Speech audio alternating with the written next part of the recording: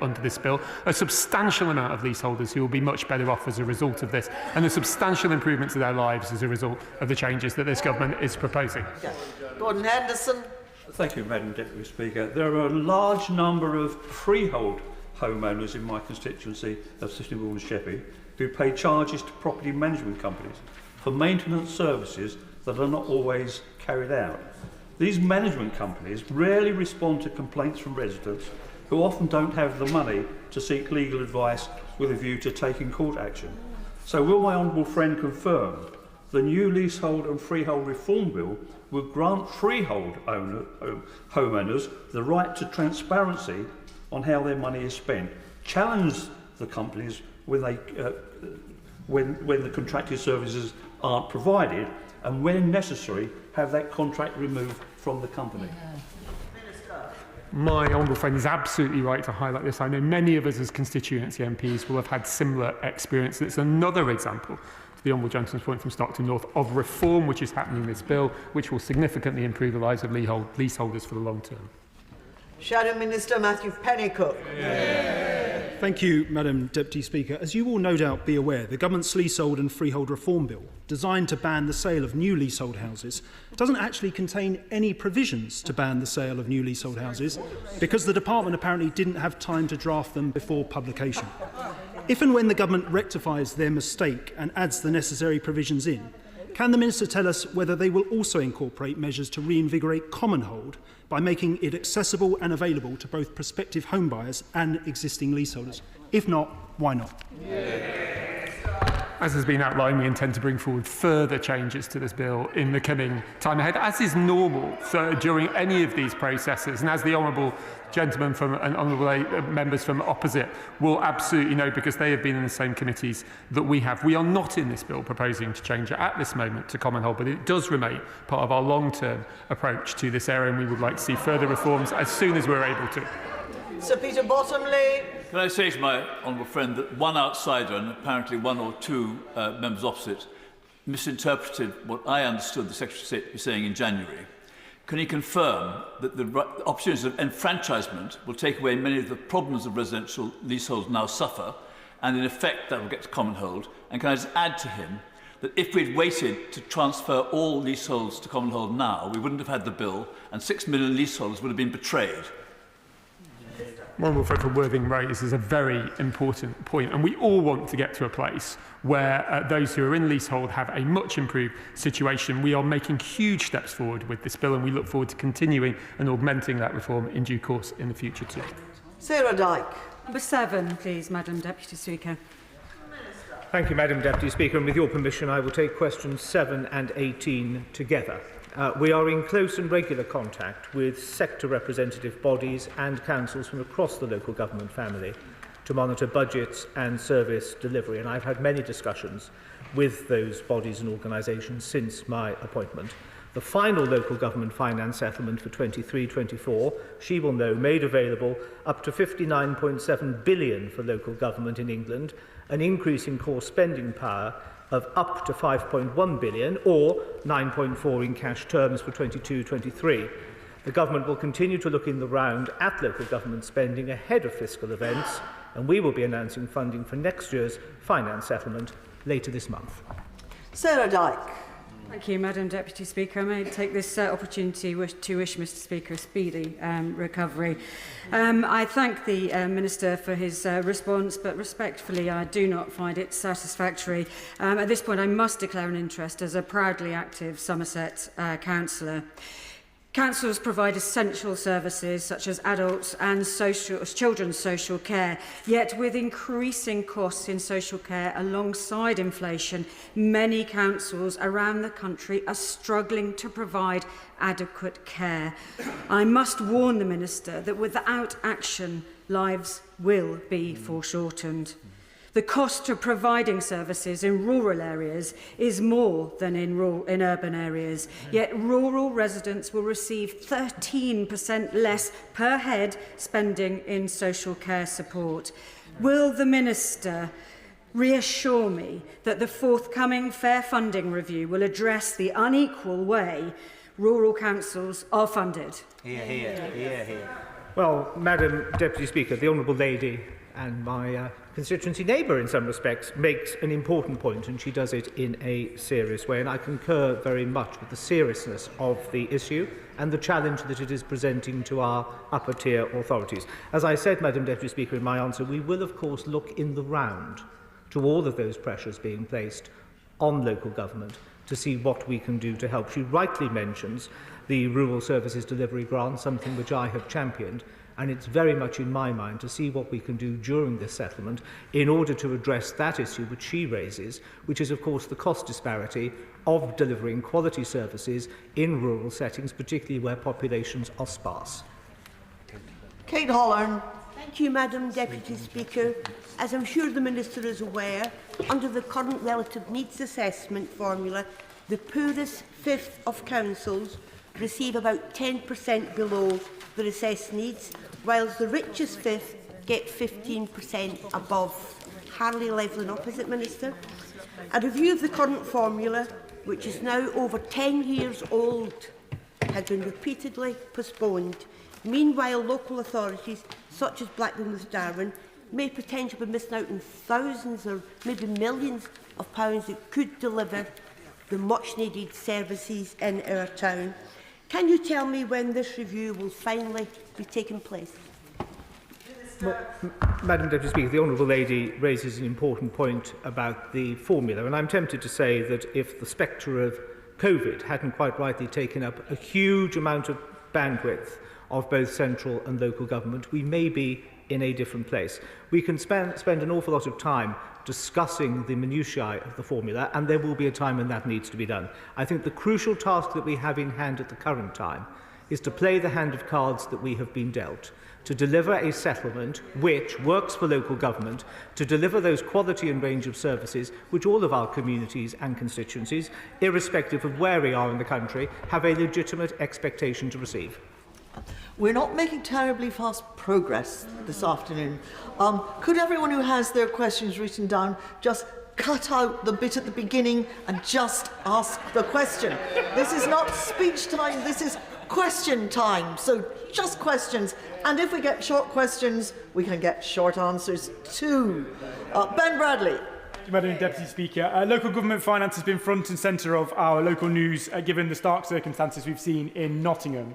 And the Minister will know that Nottingham is a unique circumstance with decades of poor decisions and mismanagement, but it won't be lost on him that the whole sector is under significant pressure. Could I reiterate the other point? I know he'll make the case about finances to the Treasury, but the other point is that the government could help significantly by allowing more flexibility in the system. Will he work with colleagues around government to help us remove ring fences, particularly in areas like public health or transport, where we could be enabled to make better decisions if we had more freedom to do so?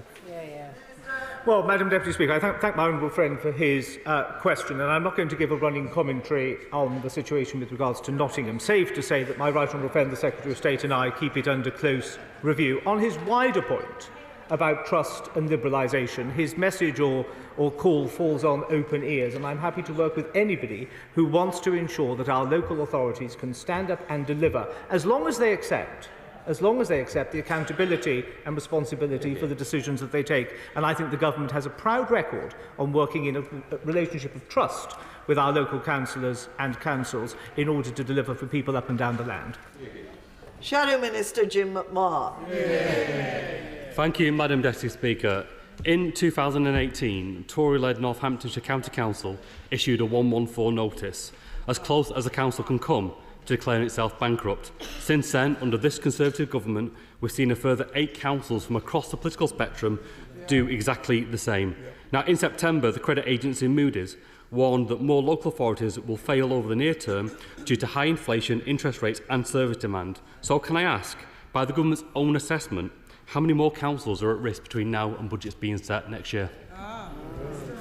Well, the honourable gentleman raises an important point, and I welcome him to his place and echo the remarks of my right honourable friend. It's great to see him back on the front bench.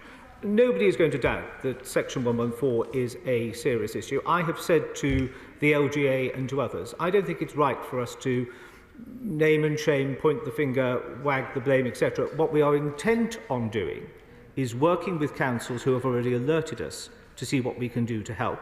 and to work alongside councils as well who have concerns to ensure that they don't fall into that situation. And I'm not going to give a running commentary on that, save to make this pledge, Madam Deputy Speaker, that we will work with those councils to ensure that they can continue to deliver for their voters. Greg Smith. Question 12, please, Madam Deputy Speaker. Government has a framework in place which has been developed in collaboration with the Department for Energy Security, which supports the deployment of renewable energy technologies. This is balanced by national planning policy, which is clear that land assets such as farmland must also be protected. Greg Smith. Thank you, Madam Deputy Speaker. 2,000 acres of solar panels are required to power on current usage around 50,000 homes, whereas a small modular reactor requires just 2 football pitches and will power 1 million homes. So will my honourable friend agree with me that when it comes to land use, solar is highly inefficient? And can he confirm that in the new NPPF that the new provision to protect land used in food production is still there? Well, I know my honourable friend from Buckingham has a long-standing interest in this issue, and we will be publishing more on the NPPF shortly. But he is absolutely right that we need a variety of different energy sources which can make sure that it supports the UK's energy needs for the future. Jim Shannon. There's a disparity, as the Minister will know, between the CDS scheme for the mainland here and what there is for Northern Ireland. I've made some overtures to the Minister responsible to see if he can make those changes. Those have not happened yet. Can I ask the Minister, could he use his influence to make sure that we in Northern Ireland are treated equally with everybody else in the United Kingdom? Thank you. I'm grateful to the honourable gentleman. If he would like to write to me, or I'm happy to speak to him separately in order to understand the issue, and either myself or my colleagues in the Department for Energy Security will be happy to respond. Patrick Grady. Deputy Speaker, number 14. A lot done, a lot still to do, but certainly much more than the Scottish Government. Patrick Grady. Mr. Speaker, Madam Deputy Speaker, in that case, can he tell us whether or not Scotland is going to receive more or less funding to tackle regional equality than it would have done if we'd remained, as everybody, or 78% of voters in my constituency did, had voted to remain to leave, for goodness sake, had remained in the European Union? Well, we're doing better outside the European Union. If we had been in the European Union and we'd followed his advice, then we would find that the fishing industry would have been decimated by the common fisheries policy. We would not have had the opportunity to invest in new levelling up partnerships in Argyll and Bute, in the Western Isles, in Dundee, and of course in the West Central Belt as well. It is the case now that this UK government is intervening where the Scottish Government can't, to support local government in Scotland, which is why whenever I address the Convention of Scottish Local Authorities, I get a warmer welcome than the First Minister of Scotland. Jonathan Gullis. Does the Secretary of State agree with me that it's a great shame that Stoke-on-Trent City Council, now Labour-run, has scaled back on its levelling up plans by getting rid of the proposed esports arena, the first of its kind outside of London, which would have built on Staffordshire University's world-leading, UK-leading esports courses, as well as the 9,000 jobs created since 2015, the £56 million we got levelling up funding, the £17.6 million Kidsgrove Town deal, and much more. Well, when it comes to levelling up and the eSports Centre, I'm always clear that it is the member for Stoke-on-Trent North and Kidsgrove who answers the call of duty. And he is absolutely right to say that under the Labour Council now in Stoke-on-Trent, the huge progress we were making on levelling up has stalled. What we need are more Conservative elected representatives in Stoke-on-Trent. Chris Elmore. 16, Madam Deputy Speaker. Thank you, Madam Deputy Speaker. Free, fair and resilient elections are pivotal to our society, and if we agree on nothing else in this House, I hope it is that. The Government regularly meets the Electoral Commission, both at ministerial and official level, to discuss a broad range of electoral issues, and I am due to have my first meeting with them next Tuesday. Chris Elmore. Can I thank the Minister for his answer and welcome him to his place?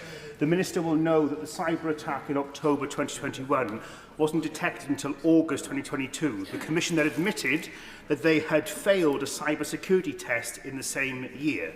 What work is the Minister doing with the Security Minister to ensure the Defending Democracy Task Force has some sort of remit with the Electoral Commission? Because I agree with him, as should all members of this House, we should have free and fair elections without state intervention from other states. So what work is he doing to make sure the general election next year is protected from any hostile states?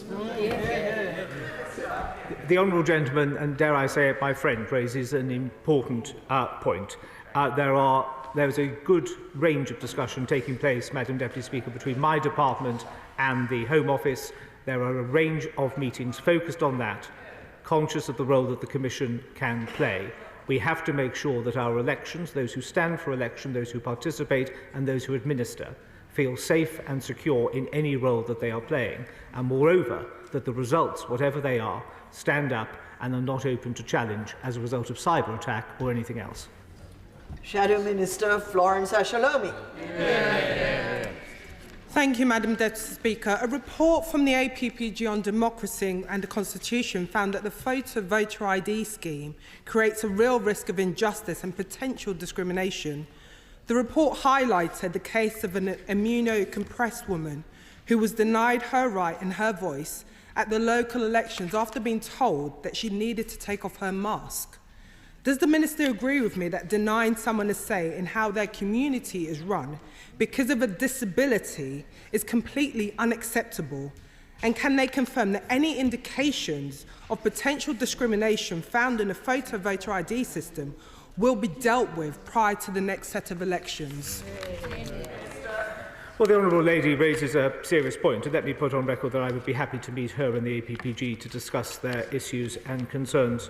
We've made great strides in ensuring, it was a very specific work stream, to maximise those who have a disability to be able to vote and to do so in a free and unfettered way. We will continue on that. Very sorry to hear the case that the Honourable Lady raises. If she wishes to write to me on the issue, I will of course look into it in my discussions with the Commission. But it is absolutely pivotal that in all that we do with regards to our election rules, access to voting, freedom to vote is absolutely at the heart of it, and as the Minister responsible for elections, I shall guarantee that.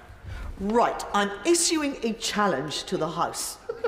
We have 10 topical questions and others to get through. We have very little time to do it. We have a lot of business to do today. I wouldn't like Mr. Speaker to think that we're going slowly just because he isn't here. Short questions, short answers. Ruth Jones.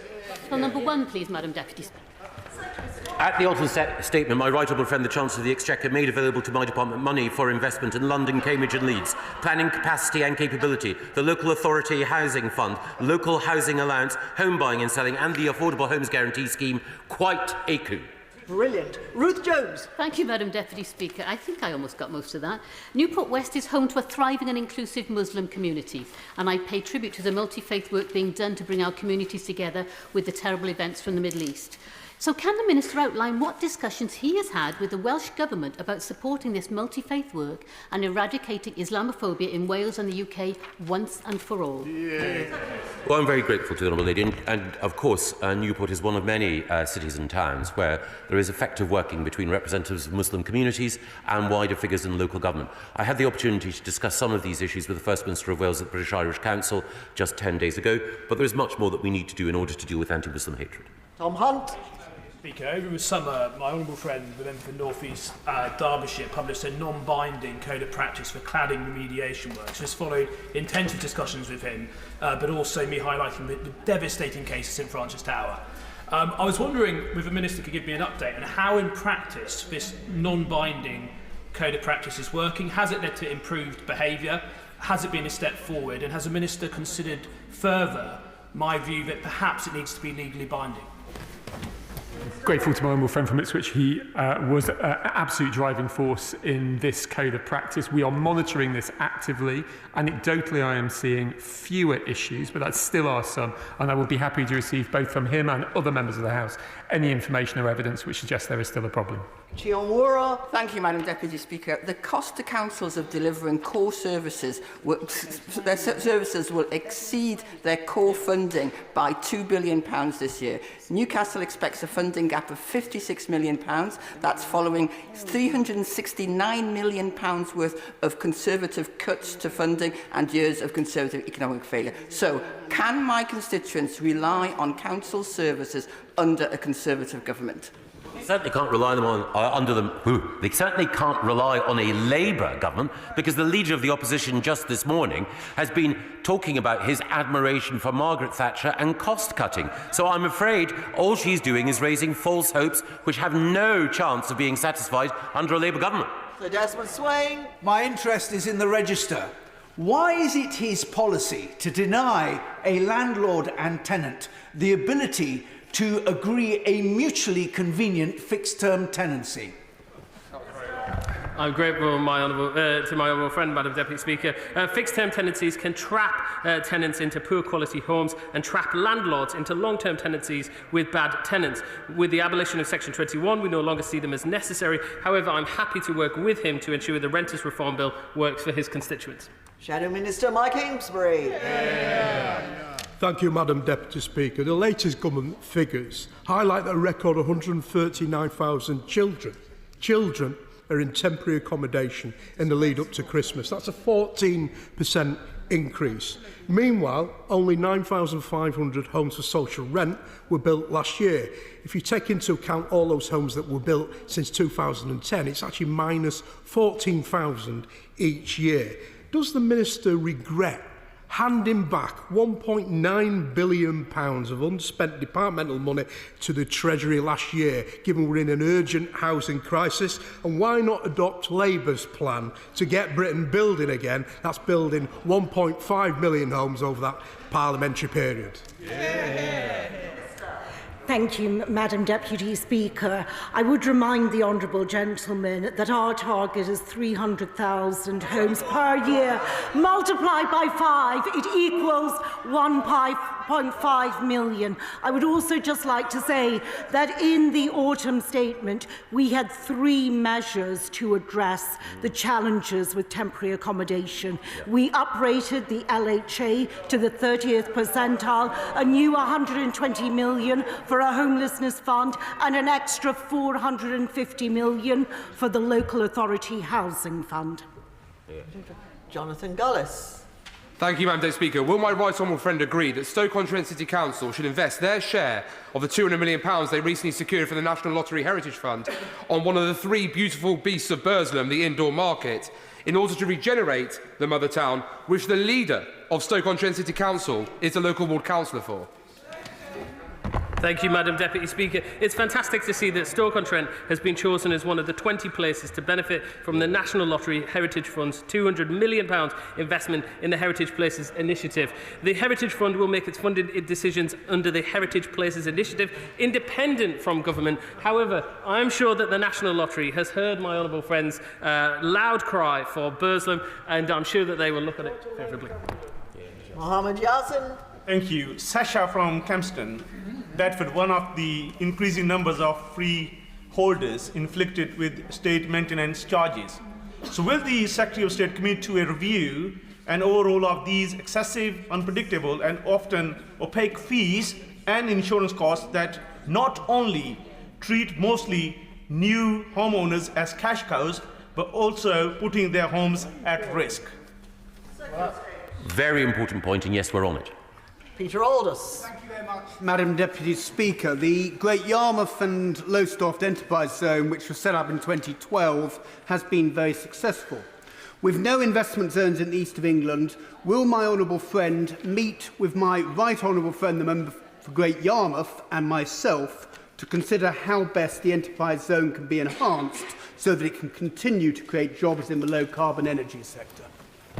Thank you, Madam Deputy Speaker. I thank my honourable friend. Of course, I'd be delighted to meet with him and the right honourable member for Great Yarmouth. We have no plans at present to amend enterprise zones, but I'm very keen to ensure his constituents continue to reap the rewards of levelling up, including the £100 million of investment for Sizewell C and Freeport East, which will generate thousands of jobs across his region in new low-carbon technologies. Marsha de Cordova. Thank you, Madam Deputy Speaker. Keys House is a small youth charity in Battersea, leases a space from a multi-use high-rise building which includes residential dwellings. Now, despite them having their state-of-the-art fire alarm system, they are facing huge waking watch costs. Now, as the Building Safety Act does not protect registered charities like Keys House, can I ask the Secretary of State whether he will look into this case and also whether he will seek to bring forward legislation to protect charities from high costs due to fire safety remediation work? I'm grateful to the Honourable Member from Battersea for raising this. I think we responded on a written question just a few months ago with regards to this, but I'm very happy to meet with the Honourable Lady to talk about it in more detail if there still is a problem, which I'm not aware of one at the moment. Jeremy Quinn. Thank you, Madam Deputy Speaker. Horsham is suffering severe water stress and is subject to water neutrality. Does the Minister agree with me that mitigations should be thorough, should be evidenced and should be monitored? I absolutely agree with it. Water neutrality is an issue which is obviously impacting a small parts of this country at the moment, but it's one which needs to be dealt with seriously and also proportionately from statutory consultees, and then with a can-do attitude from the councils when it's appropriate to do so. Luke Pollard. Madam Deputy Speaker, does the Minister agree with me that young people leaving care after their 18th birthday should get more help to get their first home? Will he back my campaign that I'm running with Bernardo's and Plymouth Care Leavers for a deposit scheme for care leavers and also a rent guarantee scheme, because every single care leaver leaving local authorities care deserves a good, decent and safe first home? I know the Honourable Gentleman has done a significant amount of work on this within Plymouth, and I know my colleagues in the Department for Work and Pensions are doing a significant amount of work as well. I'd be happy to meet with him to talk more about the matter. Bob Blackman. Thank you, Madam Deputy Speaker. Very sadly, a second homeless person died over the weekend. The number of rough sleepers is increasing and the temperatures are falling. Will my honourable friend take immediate action to ensure that rough sleepers are provided with a decent place to sleep, particularly during this cold weather? My honourable friend raises a very important point, and clearly the death in Manchester was tragic. Local authorities can activate the SWEP winter measures. Manchester did activate those, but sadly he was not known to the local services. But I absolutely agree with you. We will do everything to support rough sleepers over the winter period. Kate Hossamer. Deputy Speaker, the government announced in the autumn statement 120 million of new money for homeless prevention for next year, but this is just a drop in the ocean, with Enfield Council alone facing a 9.8 million overspend on temporary accommodation for this year. When will this government recognise the scale of the crisis and provide top-up funding for the homeless prevention grant and discretionary housing payments? Well said. Thank you. I would remind the Honourable Lady that our total package for homelessness and rough sleeping over 3 years is £2 billion. This 120 million is in addition to that. But I agree with you, there are real pressures on homelessness, in particular in London, and that is why there were 3 measures in the autumn statement. Andy Carter. Thank you very much, Madam Deputy Speaker. It's now 10 weeks since the bins were emptied in Warrington. A national pay dispute has spilled over into a local disagreement. Does the Minister agree with me? It's now urgent that Labour-run Warrington Borough Council gets round the table with the unions and find an urgent agreement before it turns into a health emergency. Absolutely. We found again and again that Labour-run local authorities, despite their much vaunted relationship with trade unions, are incapable of resolving these disputes. Whether it's in Birmingham or in Warrington, Labour must do better, otherwise working people suffer. Rachel Maskell. Deputy Speaker, across public services, City of York Council area comes 152 out of 152 when it comes to public funding. As a result of that, services are now having to be cut in the area, a £55 million less than we had when we last had a Labour government. So how will he ensure fair funding stretches across all public services when looking at the new funding formula? We're absolutely committed to making sure that local authorities receive the resources that they need. Having had conversations with the leader of York Council, I appreciate the constraints under which they're operating, and we hope to be able to say more in the local government finance assessment. Siobhan Bailey. Thank you, Madam Deputy Speaker. I've spoken to ministers about the work of organisations like Froome Hall Mill, the subrooms, and we've been down to Berkeley Town. What, with them in mind, when will the next round of announcements about the community ownership fund be made? Thank you, Madam Deputy Speaker. I'm delighted to confirm to my honourable friend that the next round of the Community Ownership Fund opens this week on the 6th of December. We'll have the outcomes of the last round, the last window, in the coming weeks. But I know that she's very keen on Froome Mill Hall and also Berkeley Books as well. That I know she's been championing. Christine Jardine. Thank you very much, Madam Deputy Speaker. The announcement that Edinburgh Airport is for sale comes hard on the heels of the announcement last week that Grangemouth is closing the oil refinery. What can the Secretary of State say to reassure my constituents in Edinburgh West that everything possible is being done to ensure that this does not undermine the green enterprise zone in the area? Well, the Honourable Lady does a fantastic job standing up for her constituents in Edinburgh West, and she's absolutely right. The UK government should be working and is working with the Scottish Government and with private sector partners in order to ensure that sustainable growth continues to be part of the plan for Edinburgh and the wider Lothian region. Final question, Neil O'Brien. It's clear that the government are planning to protect councils during the transition to the new planning system, and in not planning to force councils into the presumption or into having an out-of-date plan by taking away their right to submit a new up-to-date plan. Can the Secretary of State help me get this across to my local Lib Dem run council, who are saying the exact opposite? Well, I had the great pleasure of visiting Harborough on Friday, where I was able to see the enormously high regard in which the Member of Parliament is held. But unfortunately, that high regard does not extend to Oadby and Wigston Council and to Harborough Council, two Liberal Democrat authorities that are playing fast and loose with the planning system and which are not putting in place the protection that their residents deserve. All too often we find that Liberal Democrat local authorities don't have plans in place, don't have planning departments that work, let their residents down. The Liberal Democrats are the enemies of good housing policy, and that is why we need to make sure Conservatives are in power in local government. Thank you. That concludes questions. And we move, I'm pausing for a moment to allow the change in dramatis personae on the front bench. And we proceed to the urgent question. Lisa Nandy. Thank you, Madam Deputy Speaker. To ask the Secretary of State to make a statement regarding the humanitarian situation in Gaza. Thank you, Madam Deputy Speaker.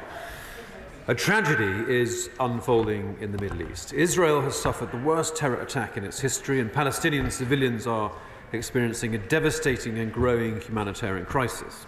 As the Foreign Secretary made clear, last week's agreement was a crucial step towards providing relief to the families of the hostages and addressing the humanitarian emergency in Gaza. This pause has provided an opportunity to ensure that much greater volumes of food, fuel and other life-saving aid can enter Gaza.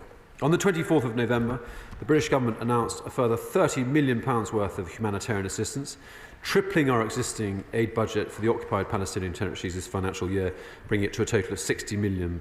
During the pause, the fourth UK aircraft carrying 23 tonnes of humanitarian aid for Gaza arrived in Egypt, bringing the total amount of UK humanitarian aid provided by British aircraft to 74 tonnes.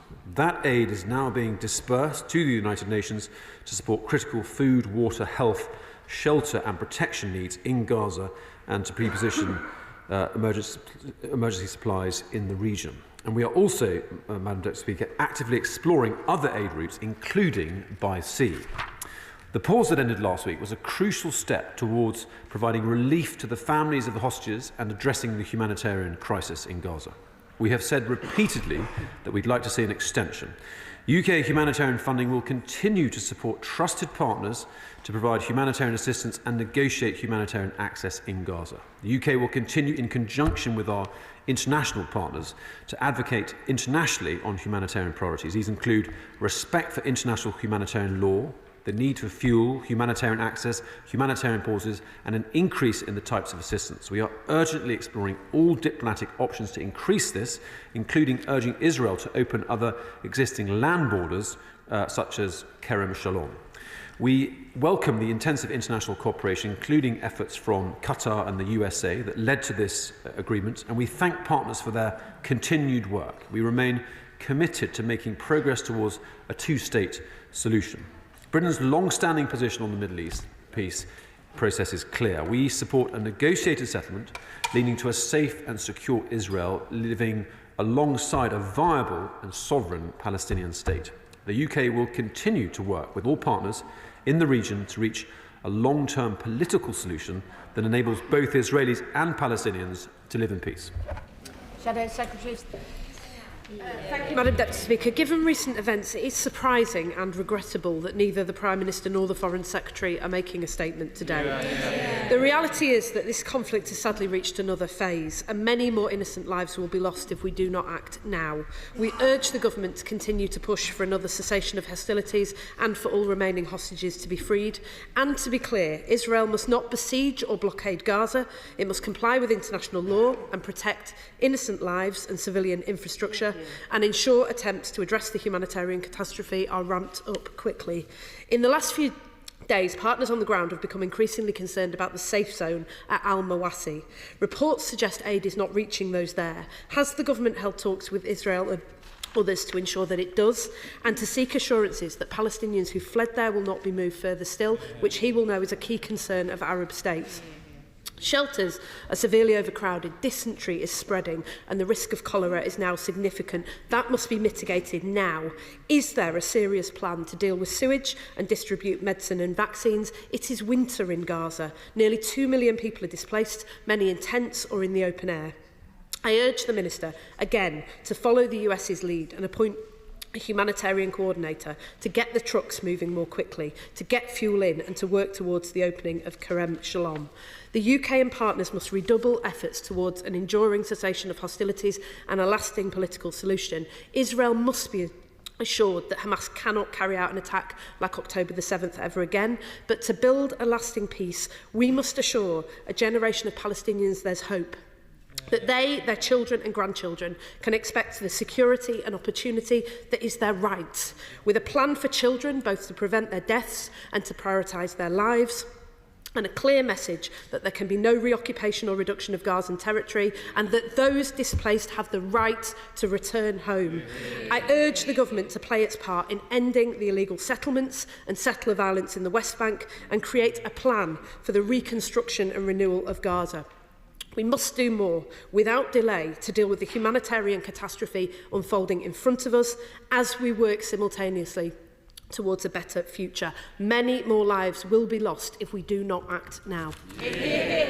Well, Madam Deputy Speaker, I'm very grateful for the constructive tone of my counterpart, and we are in agreement. We are pushing for a further pause.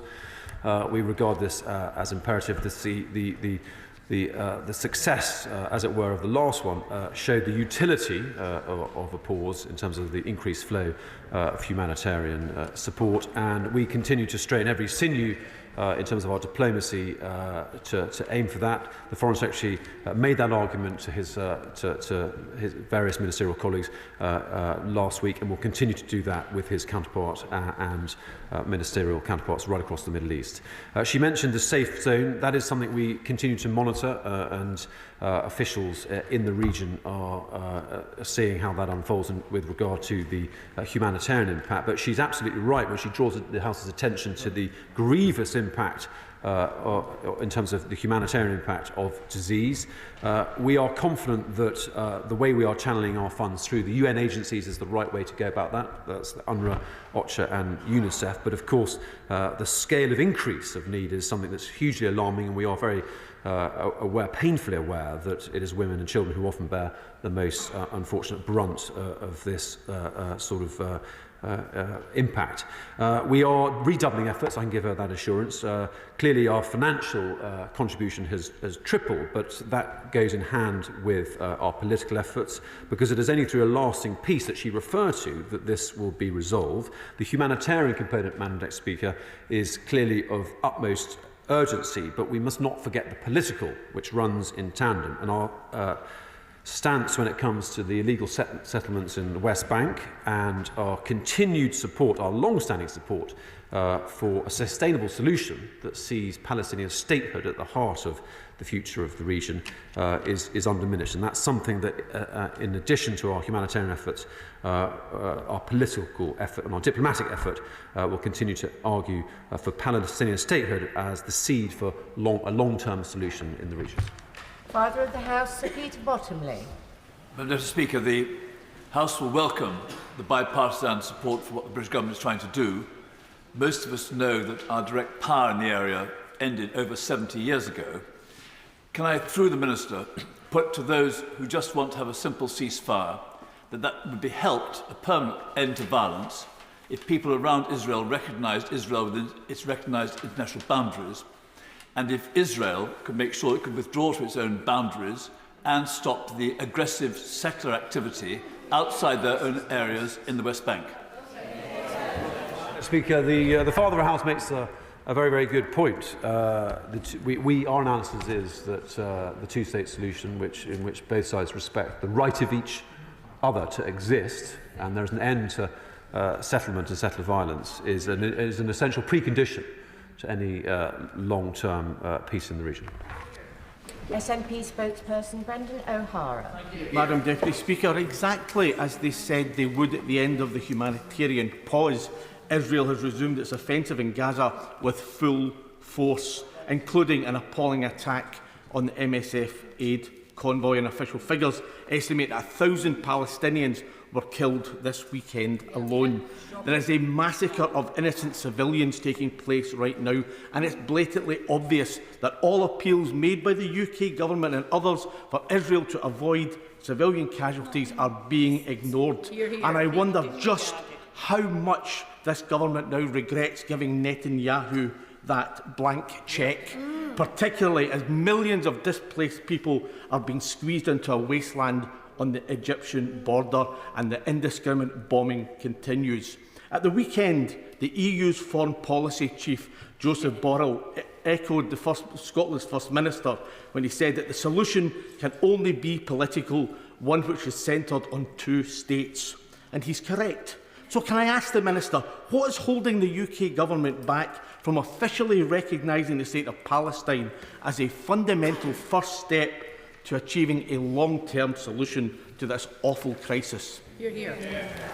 Well, Madam Deputy Speaker, I'm grateful for the contribution by the honourable gentleman. Of course, we are painfully aware of the tragic and significant human impact, especially with regards to civilian casualties of the military operation. But to simplify it to the degree that forgets that Hamas is the terrorist group that is prosecuting atrocities, we must see, frankly, the civilian casualties as a product of the terrible conflict that has resulted because of the Hamas terrorist atrocity on the 7th of October. We continue to argue very strongly and make the point to Israel that military operations must be conducted according to humanitarian law and avoiding civilian casualties. And he made a point about the two-state solution. Clearly, one of the major obstacles to this two-state solution is Hamas itself. This is a terrorist group that is committed to the destruction of Israel, and if Hamas were in charge, there would be no two-state solution. So a necessary prerequisite is the evolution of a better form of Palestinian leadership in Gaza. Kit Malthouse. Madam Deputy Speaker, if the RAF can fly surveillance planes over the Gaza Strip in the much-needed search for hostages and to help in their release, what is to stop us flying cargo planes over and parachuting food and medicines to a starving population? Well, my honourable friend will have heard in my opening statement that a very significant tonnage of humanitarian aid has been delivered via UK aircraft, 74 tonnes currently. So I think we are redoubling that, and we are looking also I think greater utility lies in the assessment as to whether or not there can be a maritime route for an increase in humanitarian supply. Chair of the International Development Select Committee, Sarah Champion. Thank you, Madam Deputy Speaker. I welcome the responses the Minister is giving, but I actually want to hear the Foreign Secretary's response. We had a session with the humanitarian organisations on the ground in Gaza on the 16th of November. It was harrowing. We wrote to the Foreign Secretary. We've not had a reply. We've not had a reply about when he's going to come in front of our committee. So with such a horrific and fast-moving situation happening in Israel and Gaza, when can this House expect to hear from the Foreign Secretary? I'm sure it will be very soon, Madam Deputy Speaker. Andrew Percy. Mr. Speaker, the idea that settlements are the reason there is not a two-state solution is just complete and utter tosh, Madam Deputy Speaker. The reason there is not a two-state solution is because Hamas seek the total genocide and ethnic cleansing of the state of Israel. They seek to murder every single Jew. They use the most awful sexual violence against women on October the 7th. Some of those reports we read in shocking detail in the Times this weekend. Not a word at the dispatch boxes from either side so far of the message of the information of abuse of hostages who have been released, or a condemnation of this particular violence. That is why there has not been a two-state solution. So can the Minister confirm that this government will continue to stay strong and support Israel in all of its activities to root out this murderous terrorist cult? Madam Deputy Speaker, I don't know if my honourable friend heard my previous answer, in which I said that a principal blockage to a two-state solution was Hamas itself. It is a terrorist group that has committed the most heinous terrorist act, and we are therefore we continue to be supportive of Israel defending its people and its security. Ben Bradshaw. Sir Ben. Palestinians have lost all hope of a two-state solution thanks to the policies of the Netanyahu government in recent years.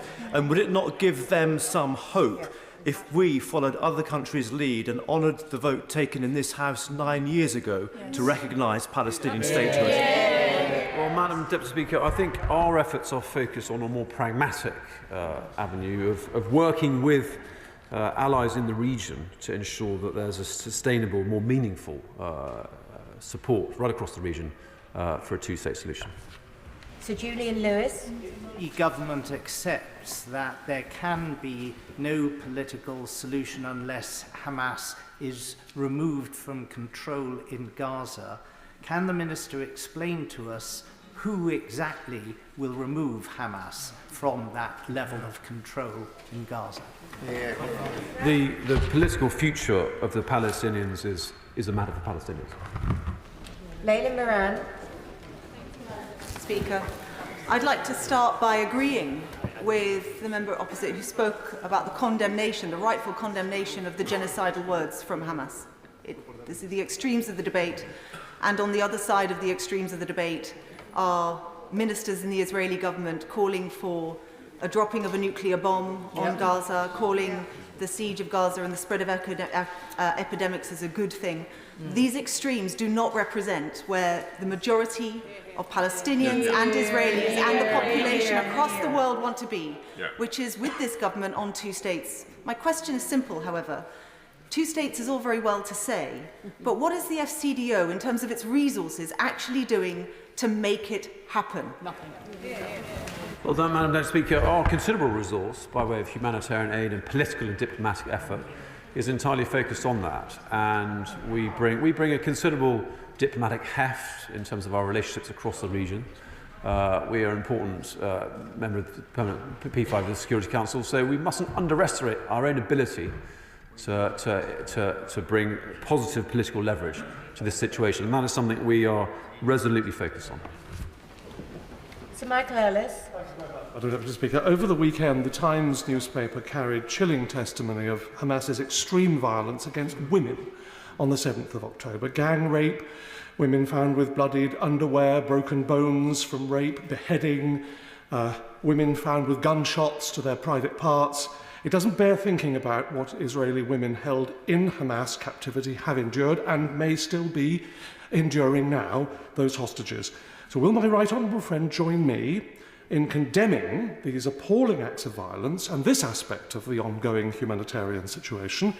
And does he also acknowledge that Hamas terrorists have spoken in custody quite openly of their orders to rape and defile women? I would agree with my right honourable friend that these are deeply shocking reports. These are sadly and very painfully characteristic of the kind of terrorist violence that we've come to expect from Hamas, and whilst they are shocking, we deeply condemn them. Commissioner Ali. Thank you. Madam Deputy Speaker. Last week I had the opportunity to visit Qatar with the parliamentary delegation. We met with Dr. Al-Ansari, one of the official spokesperson involved with the negotiations for hostage release and the temporary humanitarian truce with Egypt, US, Israel and others. What was clear was that this was a fragile truce that required greater pressure from the international community on all relevant parties, from the Middle East countries like Qatar on Hamas, from the US and the UK on the Israelis, to bring an end to this bloodshed. What is our government doing as a permanent member of the UN Security Council and as a G7 member to use its powers to ensure that there is work done to bring an end to the bloodshed, to ensure that there is work being done to bring a permanent ceasefire? That is what people need, of all backgrounds, of all communities. We need a peace-building process. We need our government to act. What is our government doing? Speaker, we continue to use all levers at our disposal to argue for another humanitarian pause. Regretfully, discussion of a ceasefire, it seems, is premature given that Hamas is committed to the destruction of the State of Israel. So we are resolutely committed to another humanitarian pause, and we're using all means that are available to us to argue for it. Can I remind the Minister of the words of the Prime Minister at Mansion House? He said the UK will act to shape the world, not be shaped by it. And I raised that point to the Minister. With regards to the loss of lives that we've seen across the board, we have to do everything we can to preserve human lives. And I've supported, at the very early stage, humanitarian pauses to do that. But the time has come for the UK to take a lead at the UN as a member of the Security Council. Lead at the Security Council. Call for a ceasefire. With regards, we all have our own views in this matter.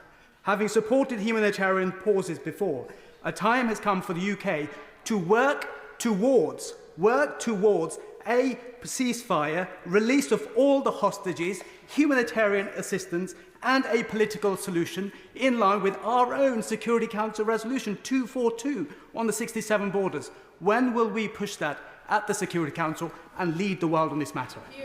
Well, Madam Deputy Speaker, we are continuing to shape the outcome. We are continuing to shape the outcome, and for us the most pragmatic and useful outcome at the moment is to argue strongly for a further humanitarian pause. Sir Tony Lloyd. Thank you, Madam Deputy Speaker.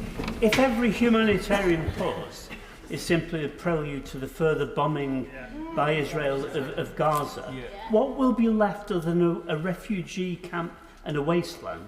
And who does the Minister think will govern that? Well, he makes a good point. Of course, every civilian death is a tragedy, and the House is painfully aware of the human cost of the unfolding tragedy. As I said, aside from military operations, the political future and the way that Palestinians represent themselves, that is a question for Palestinians. Mark Pritchard. I welcome the government's support of the extension of the humanitarian pauses so that more aid could get into Gaza and more lives can be saved. Can I ask the Minister on post-conflict governance in Gaza? I mean, Fatah are not Hamas and Hamas are not Fatah, clearly, by definition. And Fatah are marginally better in the eyes of some Palestinians. But when they've gone to the ballot box, the Palestinians have not voted for Fatah, they voted for others. And I noticed that there have been a lot of high-level diplomatic visits to the senior leadership of Fatah. And can I just encourage the government to perhaps look more widely at who might form the governance of Gaza in the future, and for the UK not to repeat the mistakes of the past and Fatah to return to office only to be thrown out years later and perhaps replaced with a new Hamas? Well, my right honourable friend makes a very good point. It would be easy for us to prejudge and second-guess political outcomes in the West Bank or indeed in Gaza, but we won't do that. What we would seek post-conflict, in a post-conflict situation, is a democratic and a democratic renaissance of the ability of Palestinians to represent themselves and govern themselves responsibly. And we mustn't prejudge or second-guess that. Joanna Cherry. Deputy Speaker, like many other members in this House, I have constituents who are British citizens with family who are trapped in Gaza and desperate for humanitarian visas. One constituent wrote to me at the weekend and she says, my 79-year-old mother has been displaced 9 times and is now in Rafah. She and her brothers and sisters, who are all British citizens and senior professionals, say they don't want state funds. They can support their family, but surely they can bring their family to the United Kingdom to look after them. That's her 79-year-old mother, her sister and her 6-month-old baby. What can I tell these people about humanitarian visas? And will the Minister lean on the Home Office to address the issue of issuing humanitarian visas? Speaker, I note with interest her question. If she has a specific case, and I think she's pointed to her constituent with links to Rafah, if she furnishes us with detail, we can pursue that case individually. Thank you. Elwood. Madam Deputy Speaker, with the humanitarian pause now closed, the nightmare is back for the remaining hostages and their families, for the Palestinians in desperate need of aid, and also for all civilians on both sides, fearful of what falls from the skies. But with no timeline and no clear plan, the next chapter is likely to be darker and more deadly. Would my right honourable friend agree Israel will not, indeed cannot, resolve the humanitarian, the governance and indeed the security issues alone? The international community has a vital role to play, not least to avoid escalation. So would the UK consider co-hosting an international summit with the United States and other stakeholders to begin the discussions to start to resolve the bigger issues? Well, Madam Speaker, my right honourable friend, it's a very good point. I mean, the international dimension is critical to this, and what's not in doubt is our ability and our intent to use our international diplomatic network and our connections across the region, because the regional approach is hugely important in this. We will endeavour to use our connections throughout the Gulf states and the rest of the Middle East and internationally to seek a just and long-term solution. Barry Sherman. Mr. Speaker, what I want, what my constituents want, and what the whole country want, is a stop killing children. Stop killing civilians. They don't know who is the best person to do this or the group of people. But for God's sake, someone stop this killing of children. Well, the Honourable Gentleman makes a very good point, and of course the images we have seen of civilian deaths have been acutely painful, and we continue to use our relationship with Israel to ensure that they are restrained in terms of their application of force, and also we are forthright in our absolute condemnation of the terrorist atrocity perpetrated by Hamas and the grotesque effect that it has had on Israelis of all ages. Bob Blackman. Thank you, Madam Deputy Speaker. Despite the humanitarian pause, the majority, 137 hostages, are still held by the terrorists in Gaza. Of those, 2 are children, 10 are over 75, 20 are female, and there's 11 foreign nationals. Clearly the negotiations broke down with these terrorists over the weekend. So what action is the FCDO taking to make sure that the hostages are freed and returned to their families? Good question.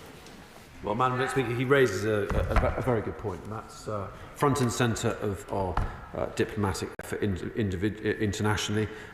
Clearly, there's a complex web of negotiation and effort, which I won't comment on in detail, but we are painfully conscious of the need to exert all of our institutional effort to bring these people home safely. Seema Malhotra. Thank you, Madam Speaker. The humanitarian crisis in Gaza is unspeakable. 1.8 million now displaced, 33,000 injured, 15,000 dead, over 15,000 dead, and 33,000 injured with hospital beds down to about 1,400 and dropping. My constituent Nora has lost her brother and nephew, who were blown up in their home when they went back when they thought it was safe. Her sister-in-law has lost her limbs. 2 other children are in hospital in intensive care.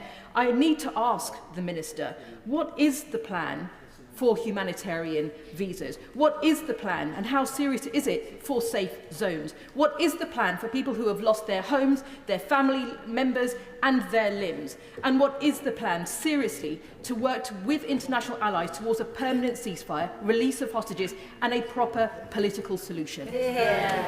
She made a good point about the impact on hospitals, and that's why, of course, we've tripled our aid, and we're focused on channeling our aid through the UN agencies that can most effectively help people in hospitals, whether it's by provision of fuel or other supplies. That is the groundwork that will, we hope, eventually unlock the political phase of improving the solution. But it's humanitarian first, with the politics in tandem, and that's what we're also doing. Andrew Selous.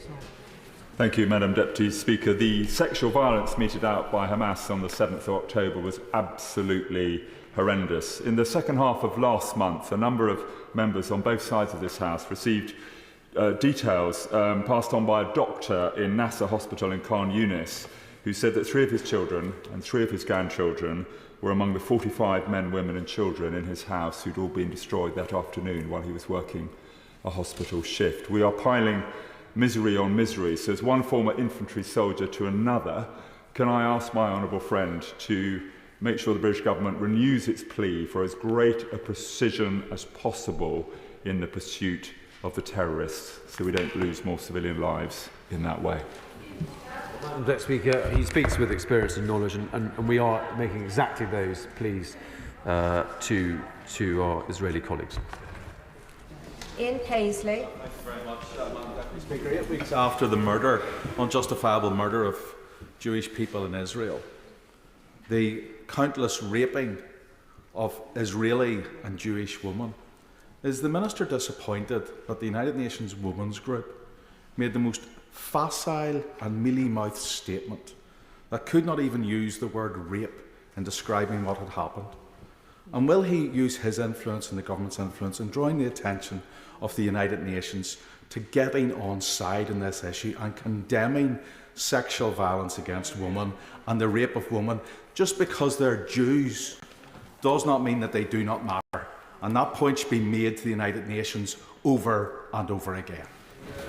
Madam Deputy Speaker, of course, these reports are shocking. We certainly condemn it. Rape is rape, and we must call it out. Steve Double. Thank you very much, Madam Deputy Speaker. The more details we learn of the barbaric attacks of the 7th of October and the treatment of the victims, especially the women, the more horrific it becomes. And one can only imagine at the sheer anguish of the families of the victims go through on a daily basis the more information that comes out. So can my right honourable friend tell me what humanitarian support is being provided to the families of the victims of Hamas? Well, Madam Speaker, that's a terribly good question, and of course a large proportion of our tripled humanitarian aid budget of £60 million will be channelled through UNICEF and the other 2 UN agencies, UNRWA and OCHA, a large proportion of which will support women affected by conflict. Alison McGovern. Thank you, Madam Deputy Speaker. I'm sorry, I must press the Minister because I don't feel that he has answered on what the government's strategy is, particularly the political strategy. We all feel it so strongly. No child should ever be the target of a terrorist or in any conflict. So what is the government's political strategy to protect the lives of children? Our strategy is to exert all effort to bring about peace. You Ministers, growing success in getting aid into Gaza and the tripling of UK aid. But even as my right honourable friend works urgently to get aid in the shortest time possible to the needy civilians of Gaza, will the government also redouble its efforts to bring about a diplomatic solution, perhaps using a contact group, in order that we can grow humanitarian pauses into a just and lasting peace and a 2-state solution?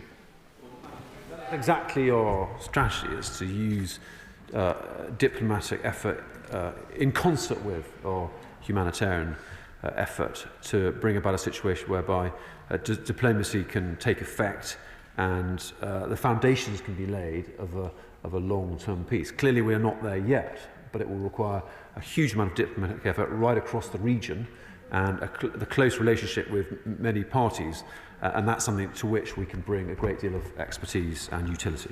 As Shah. Thank you, Madam Deputy Speaker.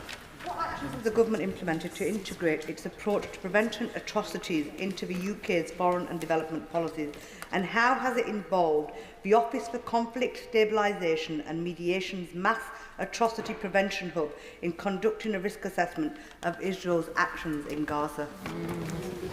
Prevention and the issues you mentioned, they are woven into the fabric of our diplomacy, and they are hugely important in all of our work right across the Middle East, but none more so than the OPC.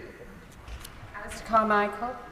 Madam Deputy Speaker, the Committee for the Protection of Journalists have said that 57 Palestinian journalists have been killed in the Gaza Strip since the 7th of October. They say, Madam Deputy Speaker, that that is the worst period for the killing of journalists since they started keeping records in 1992. Does that not just illustrate the wholly indiscriminate nature of what is being done by the IDF? And will he impress upon the Netanyahu government the complete unacceptability of that situation? Well, Madam Minister, I don't share his description of wholly indiscriminate. I don't accept that. But of course, I take seriously his note about 57 journalists. That is tragic, but I would take issue with his characterisation as wholly indiscriminate. Of course, we make representations to Israel to constrain and focus their operations, and we will continue to do so. Ruth Jones. Thank you, Madam Deputy Speaker. Like so many other members of this House, I received hundreds of emails again this weekend from Newport West constituents who are appalled and horrified at the continuing killing of Palestinian innocent men, women and children. They want the killing to stop. So will the Minister condemn acts of violence and extremism by Israeli settlers in the West Bank and call on the Israeli authorities to prevent settler violence, ensure accountability for perpetrators and condemn extremist rhetoric? Of course, this government is on record, and I've said it already in this statement, we do condemn, we have condemned settler violence in the West Bank, but we must be very clear that this military operation is underway in Gaza because of the terrorist atrocity carried out by Hamas on the 7th of October. That's the terrible and tragic truth.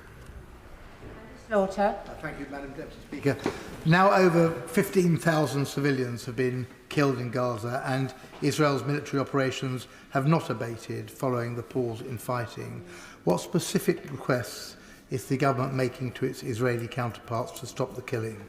When the Minister says a ceasefire is premature, it sounds like a tacit acceptance that disproportionate and indiscriminate destruction of civilian areas is a legitimate means of Israel pursuing its war aims. A ceasefire would only be possible if Hamas hadn't stated its intent to wipe Israel off the face of the map and to perpetrate another atrocity of the nature of the 7th of October. What we are doing is arguing for a humanitarian pause to bring de-escalation and to allow the further flow of humanitarian aid. Thank you, Madam Deputy Speaker. I echo the calls for a long-term political solution to this dreadful conflict and an end to the international community, including this government, resigning it to the too difficult pile. In the absence of a permanent ceasefire that I'm sure we all want to see, does the Minister recognise and will he reinforce the warnings from the United States and others that Israel's actions in Gaza must be proportionate? Otherwise, they are in clear breach of international law, as the comprehensive amount of evidence from multiple agencies on the ground working in Gaza strongly suggests. I'm sure that he cares deeply about humanitarian issues. So will he join me in rejecting the idea that sending texts or QR codes to advise people to evacuate a war zone when there is no internet and no power to charge phones is wholly inadequate and cannot protect civilians and save innocent lives? We have called and we continue to call on Israel to abide by international humanitarian law. That's not a doubt. Their military response must be proportionate, and we continue to argue strongly that they show constraint in their pursuit of the terrorist operatives of Hamas embedded in the Gaza Strip. Thank you, Madam Deputy Speaker. On Friday, the hopes of a permanent ceasefire turned to despair with the continuation of the collective punishment and killing of Palestinian civilians, a large proportion of whom are women and children in what the United Nations are calling unprecedented numbers. Yet the Secretary of State has just said that ceasefire would be, and I quote, premature. Can he clarify whether there is any limit at all of the number of Palestinian civilians that this government supports killing before calling for a permanent ceasefire? And can he explain what he understands to be the long-term plan with regards to Gaza and how this plan is in keeping with international law?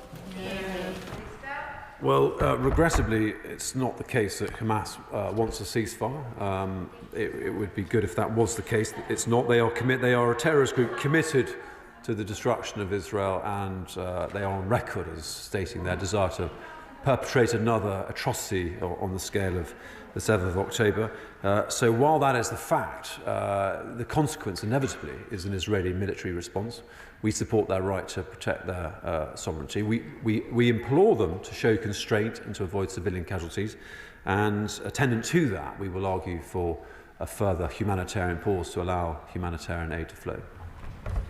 Thank you, Madam Deputy Speaker. Israel is clearly undertaking an act of cleansing of the entire population of Gaza. It is illegal within international law. It in no way is a proportionate response to the appalling events of October the 7th. So could I ask him, what does he think Israel's long-term objective is? Is it to expel the entire population of Gaza into Egypt?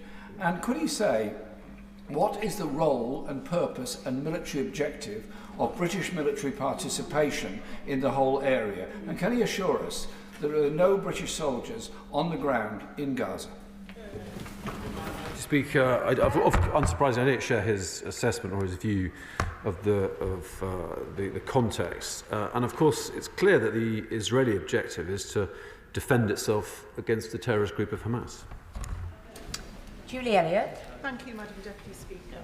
Earlier in this UQ, the Minister said he was forthright and the British government was forthright in the condemnation of the atrocities of the 7th of October, which everyone agrees with. When is the British government going to be forthright in its condemnation of the murder of innocent Palestinian children? 15,000 people have died so far. At the start of this conflict, half of the Gazan population were children. When is the British government going to call that out and say enough is enough? We continue to argue for constraint and restraint and the application of military power according to humanitarian law, and we will continue to do that. Shalomi. Thank you, Madam Deputy Speaker. James Lee from Save the Children, the director of the occupied Palestinian territory, has just returned from a 5-day trip in Gaza. He writes, "A young child might not understand what is happening, but they see destruction around them. They see their homes, schools, communities destroyed.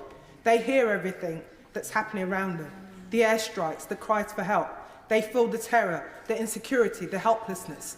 Many members and right honourable members this afternoon have raised the issue of innocent children being killed.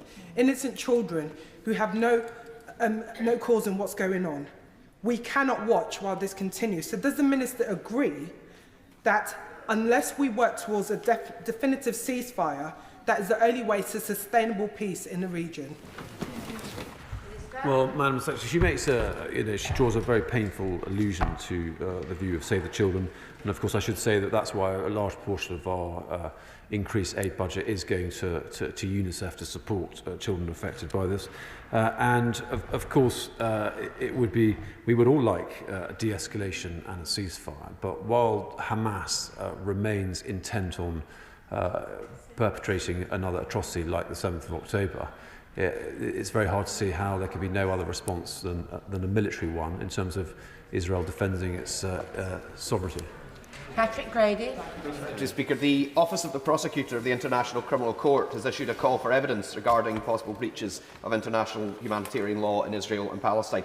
Is the UK Government in a position to, and indeed will it be, contributing to that investigation?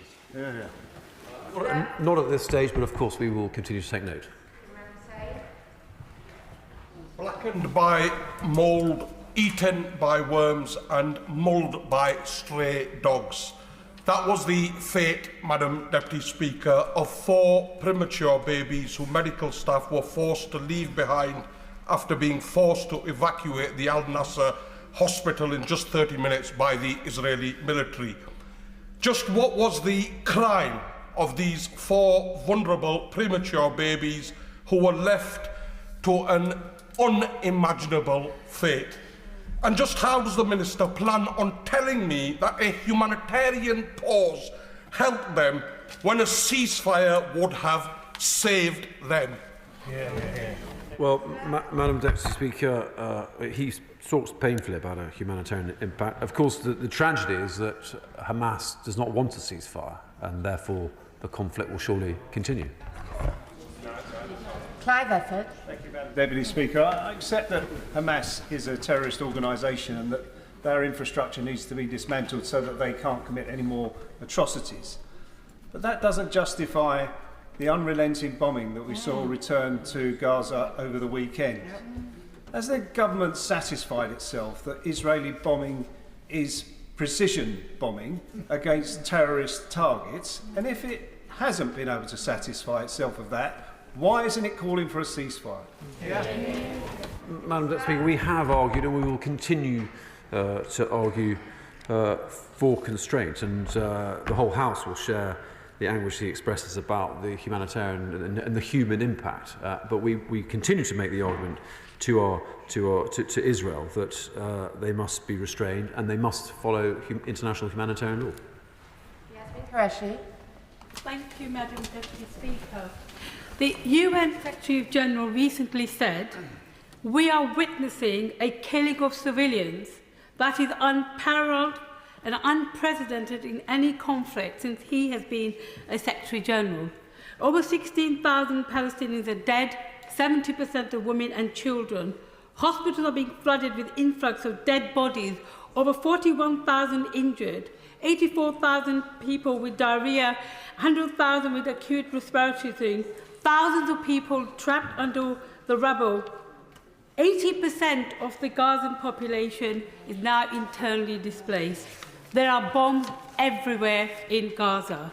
There is no safe place for these people to go to. So when will the government ask for a definitive ceasefire and allow access for humanitarian? Speaker, she paints a very moving picture of the terrible human cost, and that is why we have continued and we will continue with renewed effort to call for a humanitarian pause so that a greater degree of aid can flow. Stephen Farron. Thanks very much. I'm a strong advocate of a full and proper ceasefire as a prelude to a wider political process.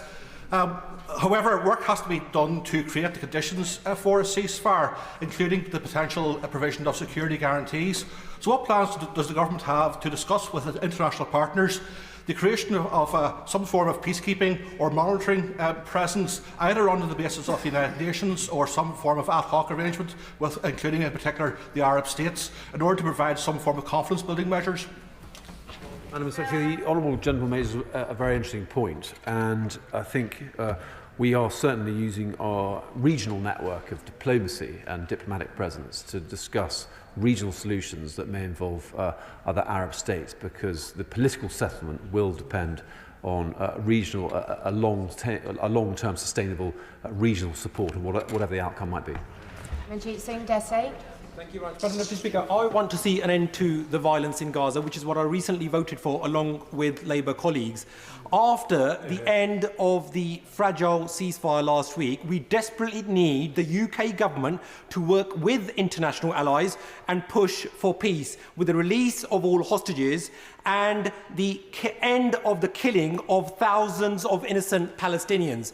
So, Minister, as winter sets in, does he share my concerns about a potential outbreak of cholera and other waterborne diseases and the risk of starvation and dehydration? And what steps is the government taking to avert that ongoing crisis? Yes, Madam Speaker, we are acutely aware of the manifold health risk in Gaza. That's why we have tripled our aid budget, and a lot will be channeled through OCHA, UNICEF and UNRWA to attend to the risk posed by cholera and other diseases. And of course we continue to push for peace, and a humanitarian pause would be the first step towards that. Beth Winter. Thank you, Madam Deputy Speaker. On the 30th of October, the IDF evacuation order directed Gazan civilians southward, triggering mass internal displacement, which the IDF said was for their own safety. On the 1st of December, the IDF ordered people to leave districts in Khan Yunis where many had gone for their own safety, saying they were in dangerous combat zones. Given the IDF military action now stretches from Gaza City in the north to Rafah in the south, does the Minister agree with the UN's Volga Turk that there is no safe place in Gaza? And does he agree that only a permanent ceasefire can end this collective punishment of the Palestinians? Speaker, she makes a good point, but I mean, tragically, the reason is that Hamas have often sought to embed themselves amongst civilian infrastructure, and as long as that is the case, then tragedy will ensue. The solution is a de-escalation, a defeat of Hamas, and in the first instance, a humanitarian pause to improve humanitarian access. Mari Rimmer. Thank you, Madam Deputy Speaker. Allegations of breaches of international humanitarian law should always be treated with the utmost seriousness. Assessing specific allegations is a proper task of lawyers and competent international courts. Does the Minister recognise with Labour that the International Criminal Court jurisdiction must address the conduct of all parties in Gaza? Well, of course, Madam Deputy Speaker, we have long been on the record for calling for all parties to abide by international humanitarian law. Mohammed Yassin. Thank you very much, Madam Deputy Speaker. As the Israeli authorities are now bombing South Gaza, the very area is asked civilians to reach to be safe. Does the Minister agree with me that the supply of arms to Israeli government must be suspended, given the serious violations amounting to crime under international law are being committed? Madam Deputy Speaker, we support, and we're on record of supporting, Israel's right to defend itself, and therefore our relationship with Israel is in accordance with that. But of course, that doesn't mean that we don't, at the same time, argue for a de-escalation and a humanitarian pause and a return to peace. Hal Williams. Thank you, Madam Deputy Speaker. The UN Children's Fund says that Gaza is the most dangerous place in the world to be a child. Now, France has offered places in its hospitals to treat the most severely injured children. Will the Minister now make a similar offer to the injured children of Gaza? And that's why a significant portion of our humanitarian aid, which we've trebled to 60 billion, will be channeled through UNICEF to attend to the need of children affected. Marsha de Cordova. Thank you, Madam Deputy Speaker. We know that more than 15,000 Palestinians have been killed, and 70% of whom are women and children, and there are still thousands unaccounted for under rubble. Now, the events of the last 2 days demonstrate that a pause in fighting was never going to be sufficient. So I ask the Minister, what on earth will it take for his government to call for a permanent ceasefire on all sides to prevent the bombardment of Gaza's civilian infrastructure, including its hospitals, schools, or what's left of them, should I say, but also water facilities? Of course, she's correct that the pause wasn't sufficient to meet all of the humanitarian needs, but that doesn't stop us arguing for a further pause, because, of course, that is the first step to a more sustainable path towards peace.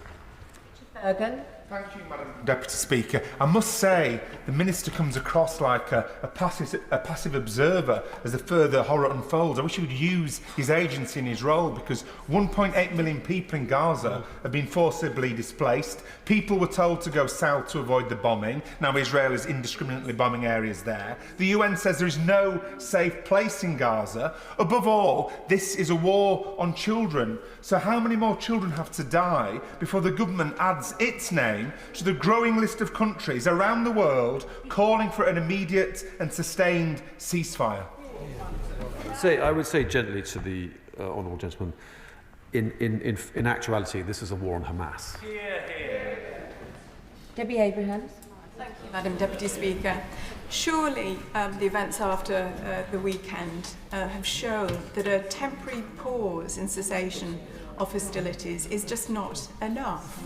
And what we do need, as many others have said, and including the British public as a whole, want to see a permanent ceasefire. They want to see the release of hostages. They want to see a sustainable, credible political process so that we have safe and secure Palestinian states alongside a safe and secure Israeli state. But what in particular has come across at this statement is that there's absolutely no plan from the government.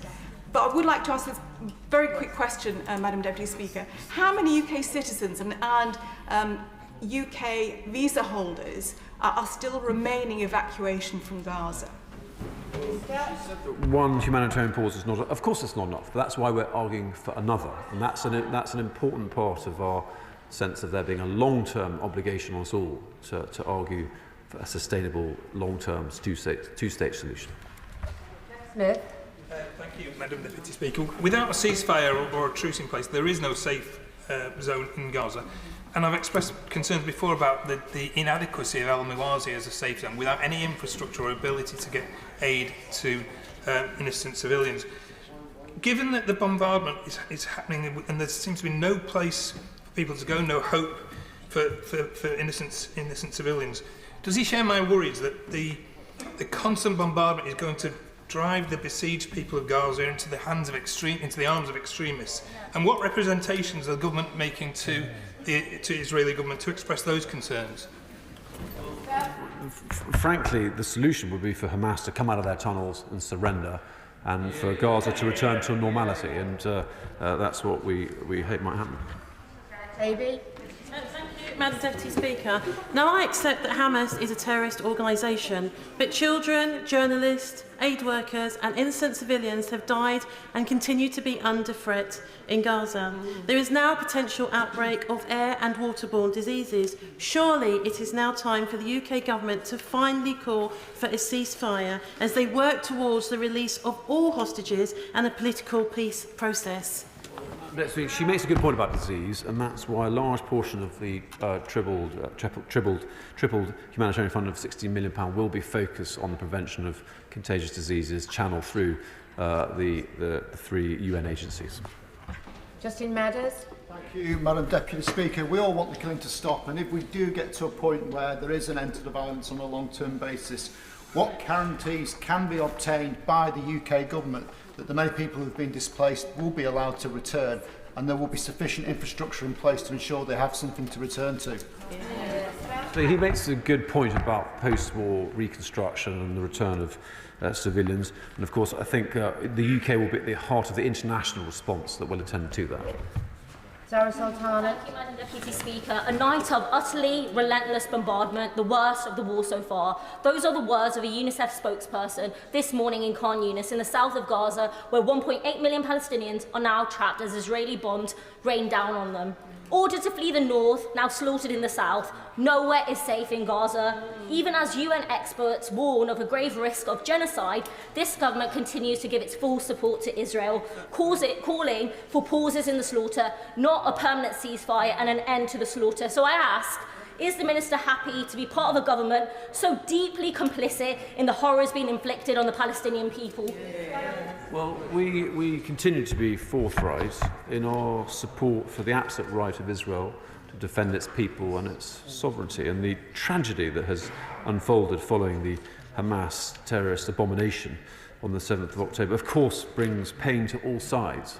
But we will continue to be forthright in our commitment to Israel security and ultimately, hopefully, Palestinian statehood and a long-term sustainable peace in the Middle East.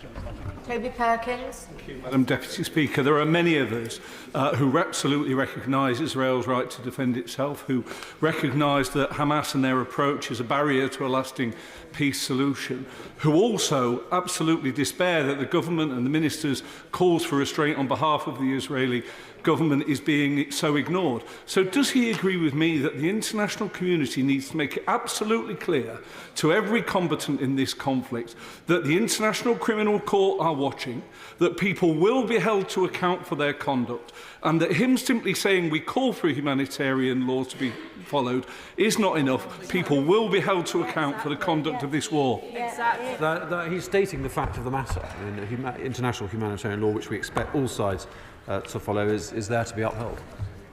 Thank you, Madam Deputy Speaker. The humanitarian situation is escalating. We know the disease burden is rising at such a pace that without intervention, this will end up as a real humanitarian catastrophe. So what discussions is he having with the World Health Organization as well as the UN to follow what the aid agencies are calling for, and that is a ceasefire so they can get on top of the disease burden across Gaza? She makes a good point about the disease burden, and what we are arguing for is increased flow of humanitarian support and medical supplies, not just through land, but also maybe via a seaborne route, and that's something we'll continue to do. Hopkins. Thank you, Madam Deputy Speaker. So many of my constituents continue to contact me to press the government regarding its actions towards securing a ceasefire and to help the suffering of innocent civilians in Gaza. So to that end, can I ask the Minister, what recent discussions has the Foreign Secretary held to urge Israel not to besiege or blockade Gaza, to comply with international law and protect innocent lives? Minister. The Foreign Secretary has been hugely active, engaging with many different nations, and of course he was in Israel just some 10 days ago, making the point that we must ensure that the humanitarian impact of this conflict is constrained and limited. James Murray. Madam Deputy Speaker, in Gaza, innocent Palestinians are facing an unimaginable nightmare with a humanitarian catastrophe and thousands of civilians, including children, being killed. Further to his remarks to my honourable friend, can the Minister provide more detail about what the UK government is doing to urge Israel not to besiege or blockade Gaza, to comply with international law and to protect innocent lives? Pointing out, Madam Deputy Speaker, that that all sides must abide by international humanitarian law, that ultimately there cannot be a military solution to political problems in the Middle East. Clearly the terrorist group of Hamas, we hope, will not have a political role representing the Palestinian people, but de-escalation and peace must come first. I thank the Minister for answering the urgent question. And we now come to statement. Home Secretary.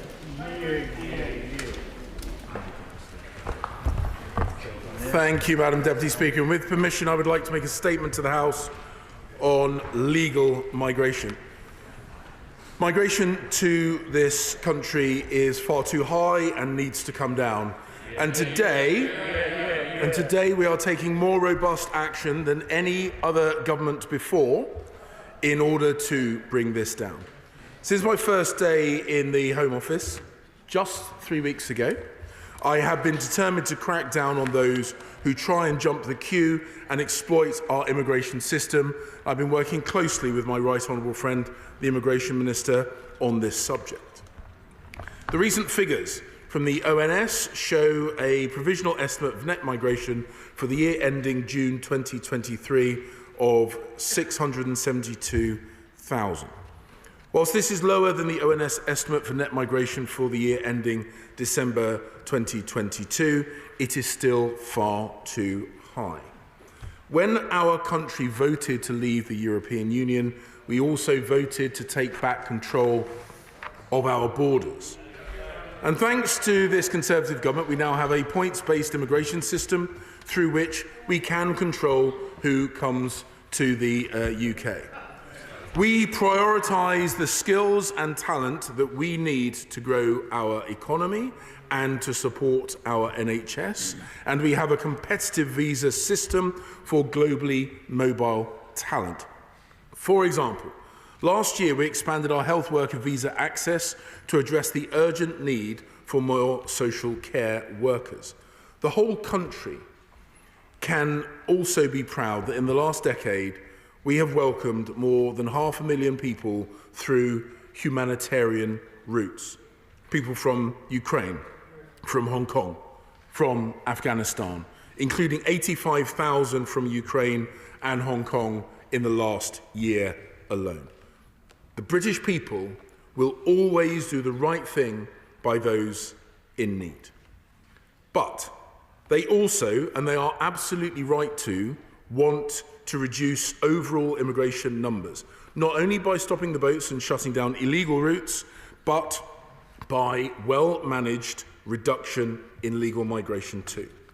People are understandably worried about housing, about GP appointments, about school places, and access to other public services when they can see their communities growing and growing quickly in numbers.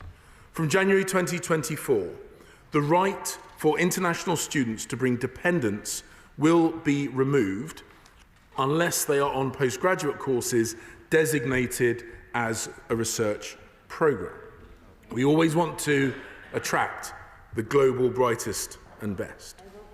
We have also stopped international students from switching out of the student route into work routes before their studies have been completed. These changes will have a tangible impact on net migration. Madam Deputy Speaker, around 153,000 visas were granted to dependents of sponsored students in the year ending September 2023. Today, I can announce that we will go even further than those provisions already in place, with a 5-point plan to further curb immigration abuses, and that will deliver the biggest ever reduction in net migration. In total, this package, plus our reduction in student dependence, will mean around 300,000 fewer people will come in future years than have come to the UK last year. These measures are possible because we are building up our domestic workforce and supporting British workers.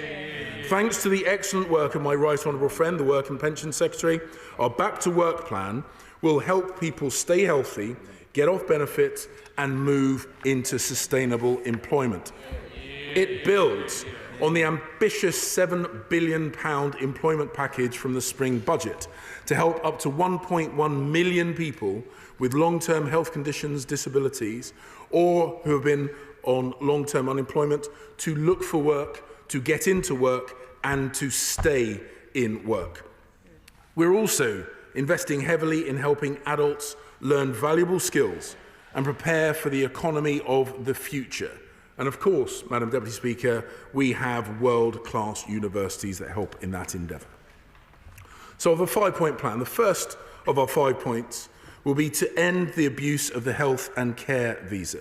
We will stop overseas care workers from bringing family dependents, and we will require care firms in England to be regulated by the Care Quality Commission in order for them to sponsor visas.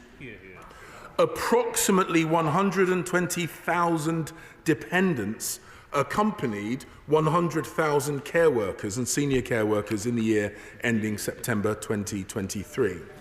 Only 25% of dependents are estimated to be in work, meaning a significant number are drawing on public services rather than helping to grow the economy. We recognise that foreign workers do great work in our NHS and health sector, but it is also important that migrants make a big enough financial contribution. Therefore, we will increase annual immigration health surcharge this year by 66%, from £624 to £1,035, to raise on average around £1.3 billion for the health services of this country every year. Second, we will stop immigration undercutting the salary of British workers. We will increase the skilled worker earnings threshold by a third to £38,700 from next spring, in line with the median full-term wage for those kinds of jobs. Those coming on health and social care visa routes will be exempt, so we can continue to bring in the healthcare workers on which our care sector and NHS rely. Thirdly, We will scrap cut-price shortage labour from overseas by ending the 20% going rate salary discount for shortage occupations and reforming the shortage occupation list. I have asked the Migration Advisory Committee to review the occupations on this list because of our new higher skilled worker salary thresholds, and we will create a new immigration salary list with a reduced number of occupations in coordination with the MAC. Fourthly, we will ensure people only bring dependents who they can support financially by raising the minimum income for family visas to the same threshold as the minimum salary threshold for skills workers, which is $38,700. The minimum income requirement of $18,600 has not been increased since 2012. Madam Deputy Speaker, this package of measures will take place from next spring. Finally, having already banned overseas master's students from bringing family members to the UK, I have asked the Migration Advisory Committee to review the graduate route to prevent abuse, to protect the integrity and quality of the UK's outstanding higher education sector. It needs to work in the best interests of the UK, supporting the pathway into high-quality jobs for the global talent pool, but reducing opportunities for abuse. Madam Deputy Speaker, this package of measures, taken in addition with the measures on student dependence that we have already announced in May, means that around 300,000 fewer people will be eligible to come to the UK than were coming last year. This is the largest reduction on record. Immigration policy must be fair, consistent, legal and sustainable. That is why we are also taking the fight to illegal migration. Our plan to stop the boats is working. Small boat arrivals are down by a third, even as illegal migration across the rest of Europe is on the rise. Madam Deputy Speaker, today we have taken decisive action to reduce legal migration with our 5-point plan. Enough is enough. We are curbing abuses to the healthcare visa. We are increasing thresholds, cutting the SOL discount, increasing family income requirements and cutting the number of student dependents, and I commend this statement to the House. Shadow Home Secretary Yvette Cooper. Thank you, Madam Deputy Speaker. Well, I thank the Home Secretary for advance sight of the statement. Today's statement is an admission of years of total failure by this Conservative government, failure on the immigration system and failure on the economy. It is another example of the total chaos at the heart of this government. Net migration has trebled since the last election, since the Conservatives promised to reduce it, and trebled as a result of their policies on the economy and on immigration, including the Prime Minister's policy decisions. In a chaotic panic, the Prime Minister now opposes the policies that he introduced and thinks that their own decisions are a problem. But who does the Home Secretary think has been in charge for the last 13 years? More chaos, more veering all over the place. Net migration should come down. Labour has called for an end to the 20% unfair discount, for increased salary thresholds to prevent.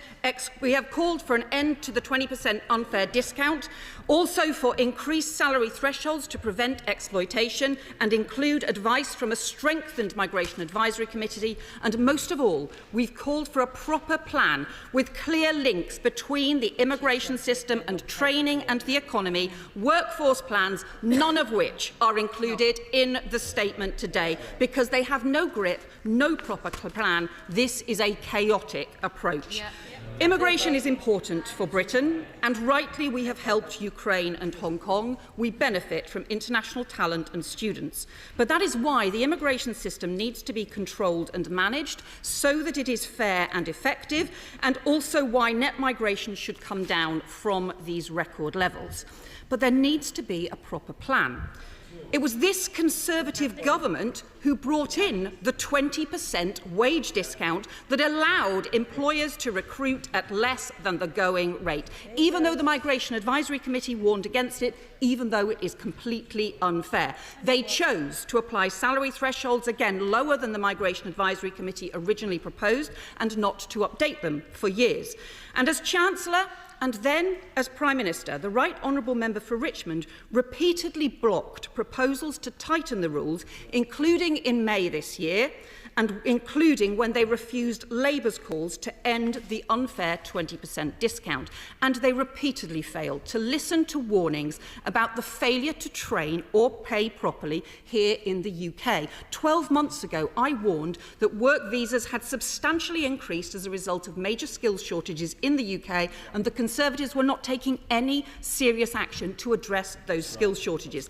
The Leader of the Opposition 12 months ago warned the immigration system should be linked to new requirements to train up workers here at home. But the Conservatives did nothing, and unbelievably they are still doing nothing. Nothing in this statement about training requirements or workforce plans. They say they want fewer shortage occupations, but it was only 4 months ago that they added bricklayers, roof tilers, plasterers to the shortage list because they have totally failed on construction training here at home. There's no plans to tackle that. Engineering apprenticeships have halved since 2018. Well, no wonder engineering visas have gone up. Again, nothing to tackle those failures. And social care visas have gone up from 3,500 a year to over 100,000 a year because they have failed for years to heed warnings about recruitment and retention in social care, and they halved the budget for social care workforce recruitment and support back in the spring, and they are still not listening, still refusing to adopt Labour's plan for a proper workforce strategy for social care, including professional standards and a fair pay agreement. They're failing to tackle the delays in the asylum system that have also pushed the net migration figures up, failing to tackle NHS waiting lists that are preventing the long-term sick going back to work. And the Prime Minister is just crashing around all over the place, reversing policies that he introduced, criticising policies he defended 6 months ago, and introducing new immigration policies without any of the economic policies to match. The previous Prime Minister was accused of being a shopping trolley, veering around from one side to the other. The current Prime Minister is clearly veering, but he certainly isn't steering. He's just climbed into someone else's shopping trolley, and he's being pushed around all over the place. So can the Home Secretary tell us where is the workforce plan on social care, on engineering, on bricklaying, on all the shortage occupations that their total economic failure has left us with? Has the Migration Advisory Committee advised on these policies, and where's the reforms to strengthen the committee so that they can do so? And why are they still not introducing our requirements on employers or on the government to address the skills and labour shortages that are driving the increase in the net migration in the first place? The Conservatives are in chaos.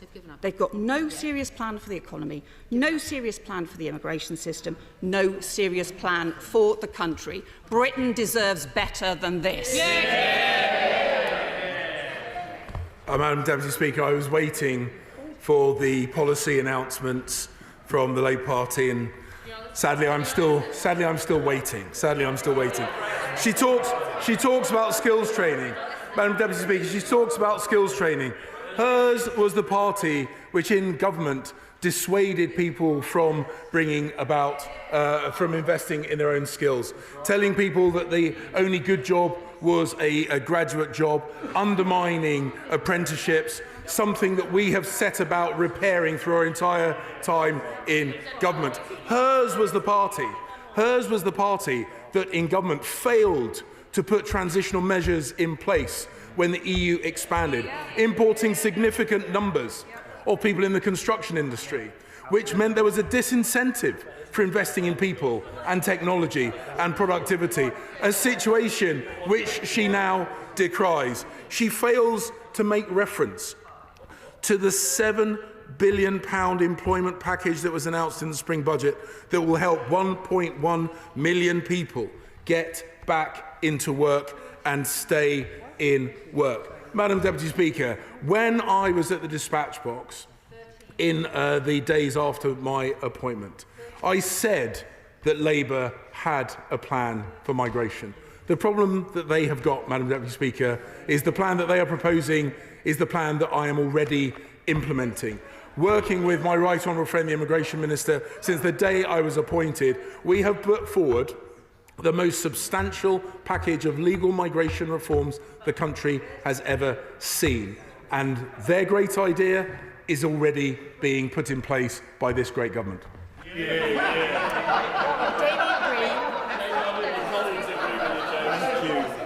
Thank you, Madam Deputy Speaker.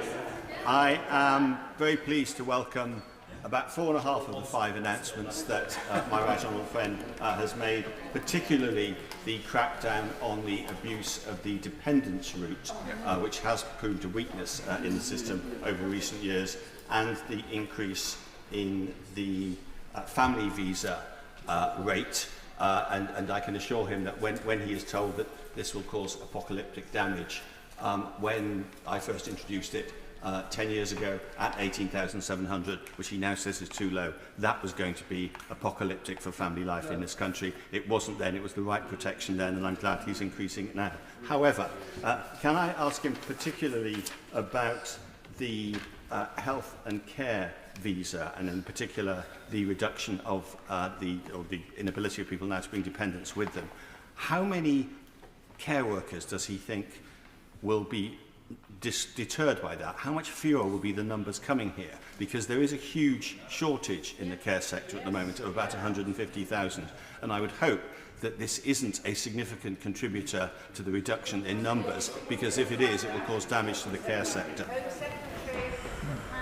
My right honourable friend asks an important question. I've looked in great detail. My right honourable friend, the Immigration Minister, and I have crunched these numbers in great detail. What we have actually seen through this particular scheme is the displacement of British workers. So the actual total numbers of people in this sector has not increased anywhere near as much as the number of people who have entered on this visa route. We also suspect, globally, there is a significant surplus demand, and whilst perhaps an individual with a family might be dissuaded because of the restrictions we have on family members, it is almost certainly the case that someone else that does not have those family commitments will be willing to put themselves forward. So we do not envisage there being a significant reduction in demand because of these changes that we've made, but what it will mean is that we have the care workers that we need and not the estimated 120,000 other people that have in most recent years come with them. SNP spokesperson Chris Stevens. Thank you, Madam Deputy Speaker. I think this statement will be judged on whether, excuse me, it's pandering to the right wing of his own party or whether it actually addresses the needs of the economy. And I see them all cheering there. So can the Home Secretary answer a number of questions? Can he tell me of the dependent figures that he mentioned, the 120,000? How many of those dependents are children? Or is he suggesting that children should be going into work? What discussions did he have with the Health Secretary? Because he mentioned his discussions with the Department of Work and Pensions. What discussions has he had with the Health Secretary? Because the Home Office figures show that 143,990 health and care worker visas were granted in the year ending September this year. That's more than double than September next year, which demonstrates perhaps the real crisis and creating more barriers and red tape will have on the NHS and care sector. And finally, Madam Deputy Speaker, Professor Brian Bell, Chair of the Migration Advisory Committee, recently warned that limits in overseas care worker numbers could see a situation where lots of people won't get care. Does the Home Secretary recognise those remarks and recognise that his proposals may cause irrevocable harm to the care sector? The point about dependence is an incredibly important one. And actually, if you listen carefully to the answer I gave to my right honourable friend, I made the point that we do not envisage a reduction in the number of people working in the care sector, but a reduction in the number of people that are coming with those workers, people, the vast majority of whom are not in work. And whether they are children or out-of-work adults, the simple truth of the matter is that that creates a burden on the British welfare system or the education system, on housing, on school places, on GPs, surgeries. So the offer that we are making is clear. We are supporting the health sector and the social care sector, but we are doing so in a way that minimises the additional pressure on communities. And the point that I would make is it is incredibly easy for us to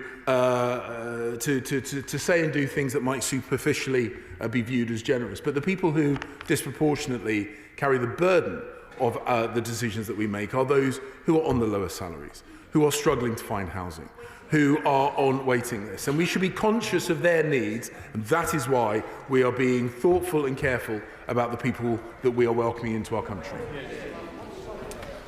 Before we go any further, colleagues will recognise there are a large number of people wanting to catch my eye for this statement. We have another statement after that, and then we have an important piece of legislation to which there have been a large number of people who want to speak. So I would urge colleagues to be brief in their questions so that the Home Secretary can be concise in answers. I will only be calling people who arrived for the beginning of the Home Secretary's statement, and I'm trusting those who are late not to be standing. So Jacob Rees-Mogg. Madam Deputy Speaker, does my right honourable friend think it would be a good idea to have a cap on the number coming in? Whilst I understand the calls for a cap, in practical terms, managing a cap is difficult. We would want to make sure that we are being as generous as possible to the people who contribute to our society and to our economy, and recognise that not every single individual, whether that, the difference between a child that would count as one person against a cap, or to an investor that may bring a huge number of jobs, they are not the same, and we want to be able to make the difference between the two. Chair of the Home Affairs Select Committee, Dame Diana Johnson. Madam Deputy Speaker, as the Home Secretary will appreciate, the Home Affairs Select Committee is very keen indeed to scrutinise the policies of the Home Office. At our meeting last week, it proved very difficult because we couldn't get information about, for example, the cost of the Rwanda policy, asylum backlogs, and the number of children who are still missing from hotels as unaccompanied asylum-seeking children. So can we please have an assurance from the Home Secretary that when the Immigration Minister appears before the committee next week, that we will have the full evidence base and the economic impact for the policy announcements that have been made today? I have no doubt that the Immigration Minister, hugely experienced in this portfolio, will come fully armed with the facts and figures at his fingertips. Sir John Redwood. Ease the driver shortage was to train more people at home and pay them more. Isn't that the right model for these scarcity occupations? Madam Deputy Speaker, my right honourable friend is absolutely right. What we want is a high-skilled, high productivity, high wage economy. These proposals and the work that my right honourable friend the Chancellor announced support that. They would do the opposite. Tim Farron.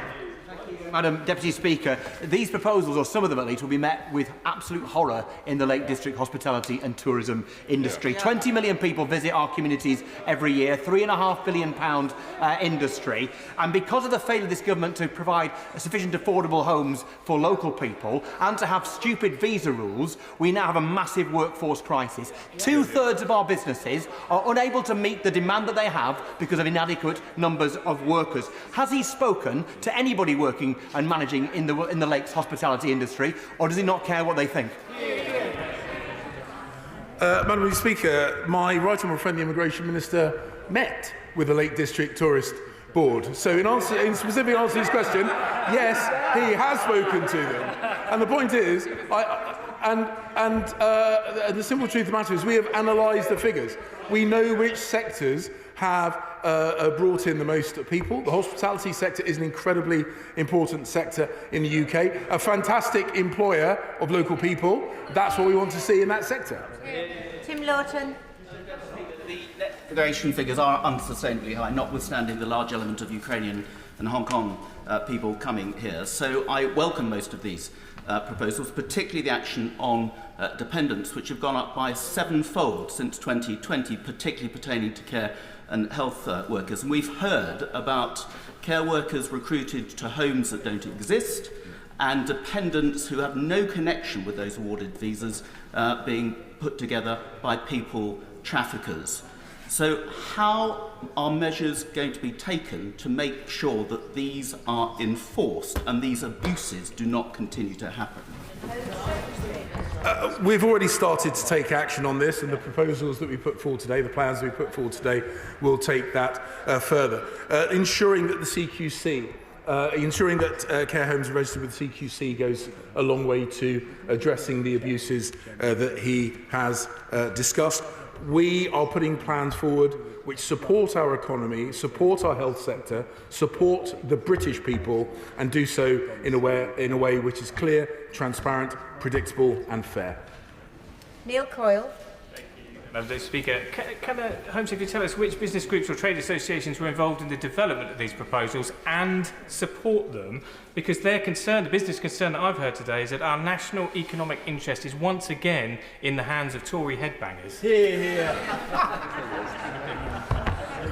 Madam Deputy Speaker, we have and we continue to work extensively with business to make sure that their needs for employees are supported, to support our economy, but also to do that in a way that does not undermine communities, that does not depress wages, and that works in support of the high-skill, high-wage economy that we aspire to, and he clearly does not. George Eustace. Deputy Speaker, it isn't the problem with a skills-based immigration policy that it gives preferential access to bankers, to lawyers, to accountants, to economists, even though we have no need for such people in this country. We have plenty here, homegrown talent. But it actually makes it very difficult to recruit the people we do need. Care workers, people to work in the food industry, in manufacturing, producing things generally, or indeed in the tourism industry. So will the Secretary of State consider moving away from this failed skills-based migration policy and instead move to one based on the needs of our economy?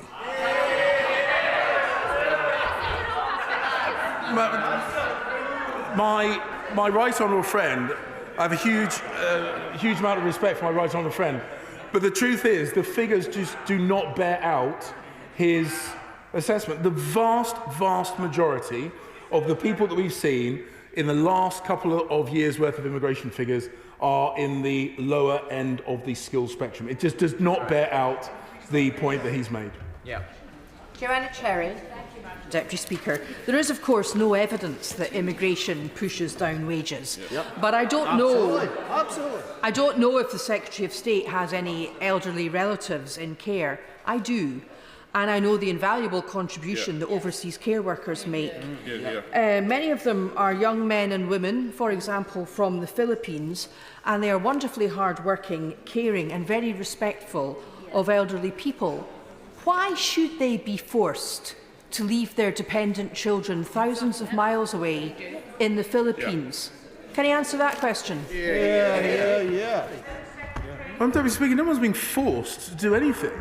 If people choose to come here, then they choose to abide by the rules that we put in place, and that is, I think, completely fair and appropriate. We value.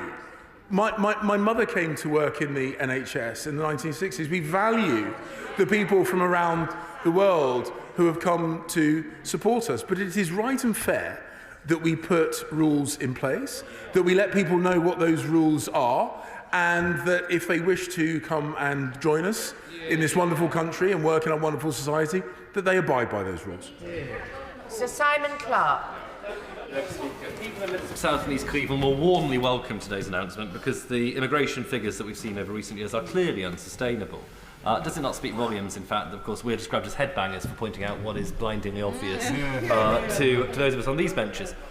What consideration has my right honourable friend given to an annual migration budget so that we can all be held accountable in this House for the choices that we make on behalf of our constituents?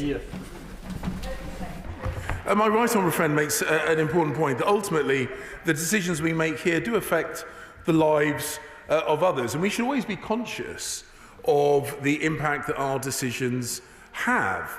And that is why we have listened very, very carefully to those people who have said that there are housing shortages in their local areas, that the school places are becoming harder to find in their local areas. And when they see figures significantly higher than they were promised, they would want us to take action. We are now taking action. That was always part of taking back control. And what we hear over and over again from the benches opposite, that they do not want us to take action. They are fundamentally wrong on this issue. Alex Cunningham. Madam Deputy Speaker, when it was raised by my right honourable friend, the Shadow Home Secretary, last week, it appeared the Home Secretary didn't even realise that workers were being paid 20% less than foreign workers, less than UK workers, the so-called salary discount. But he's followed her good advice, and I welcome the end of this discrepancy. How will the new pay rule be applied to those already here? The situation will be brought in next year, early part of next year, in close coordination with the Migration Advisory Committee. No one will be disadvantaged that is already here, but ultimately what we want to see is high-skilled, high-wage, high productivity economy. And whilst the Shadow Home Secretary says that the Labour Party want to address these issues, I made a quiet prediction to myself and others that each and every intervention from the opposite benches will be in complete contradiction to her position on the front bench. Kelly Tolhurst. Speaker, and I'd like to thank the Home Secretary today for his announcement at the dispatch box and the measures that he will be taking to bring down that number that is too big and unsustainable, particularly for communities within the South East. So I would like to ask my right honourable friend, now he's making the best of being able to change the policy to suit the needs of this country, will he look at going to an annual review where he will be altering those requirements and rules to suit the needs at the time that's suitable for this country? Madam Deputy Speaker, my honourable friend makes exactly the right point. Our promise to the British people was to take back control of our immigration system, take back control of our borders, a policy that was at the time and subsequently opposed by the party opposite. And taking back control means making adjustments, addressing the needs of our economy and our society. These adjustments, these changes that I'm putting forward today are in response to our economic needs as well as our social needs. Rachel Maskell. Thank you, Madam Deputy Speaker. There's a global skills shortage around health and care workers. So they have got choices to go to other countries which will accept dependents. So what message does he have for the 7.8 million people currently on the NHS waiting list when they won't have the skills to provide the care they desperately need? As predicted, Madam Deputy Speaker, each and every one of the speakers opposite thus far has opposed the proposals that I put forward, despite what the Shadow Home Secretary said. As she will have heard me answer now on two occasions, we do not envisage a reduction in demand because of the significantly large number of applicants that was originally envisaged when this visa scheme was put in place. Chris Grayling. I do find it baffling that, given we've had well over 1 million people come to this country in the last 2 years, the parties opposite don't seem to think it's a good idea to scale back. I congratulate my right honourable friend on this package. Will he also look at the question of those who come to study here? Because there is an automatic assumption at the moment that those who do so have a right to stay after they've studied and look for a job. And I do think there is a case for revisiting that and asking, is that right in all circumstances? My right honourable friend is right to draw our attention to students. Our university sector is a global success story and widely respected around the world. We want to make sure it maintains that reputation for quality. We want to make sure that the global brightest and best who choose to come and study here and who come and work here are genuinely the global brightest and the best. Higher education should be a route to study and education rather than a visa route by the back door. Alistair Carmichael. Madam Deputy Speaker, since the crew for fishing vessels was added to the shortage occupation list by the government, only a handful of visas have been granted, not because of the earnings threshold, because most would meet that requirement comfortably, but because of the requirement for the English language test at level B1. Why does the Home Secretary think that B1 is an appropriate level for somebody working on a fishing boat? Madam Deputy Speaker, an inability to speak English would hamper anybody, and it really is something which I think is entirely reasonable to expect of people who are coming here to work. Absolutely. Steve Brown. This year, vacancies in adult social care fell a little.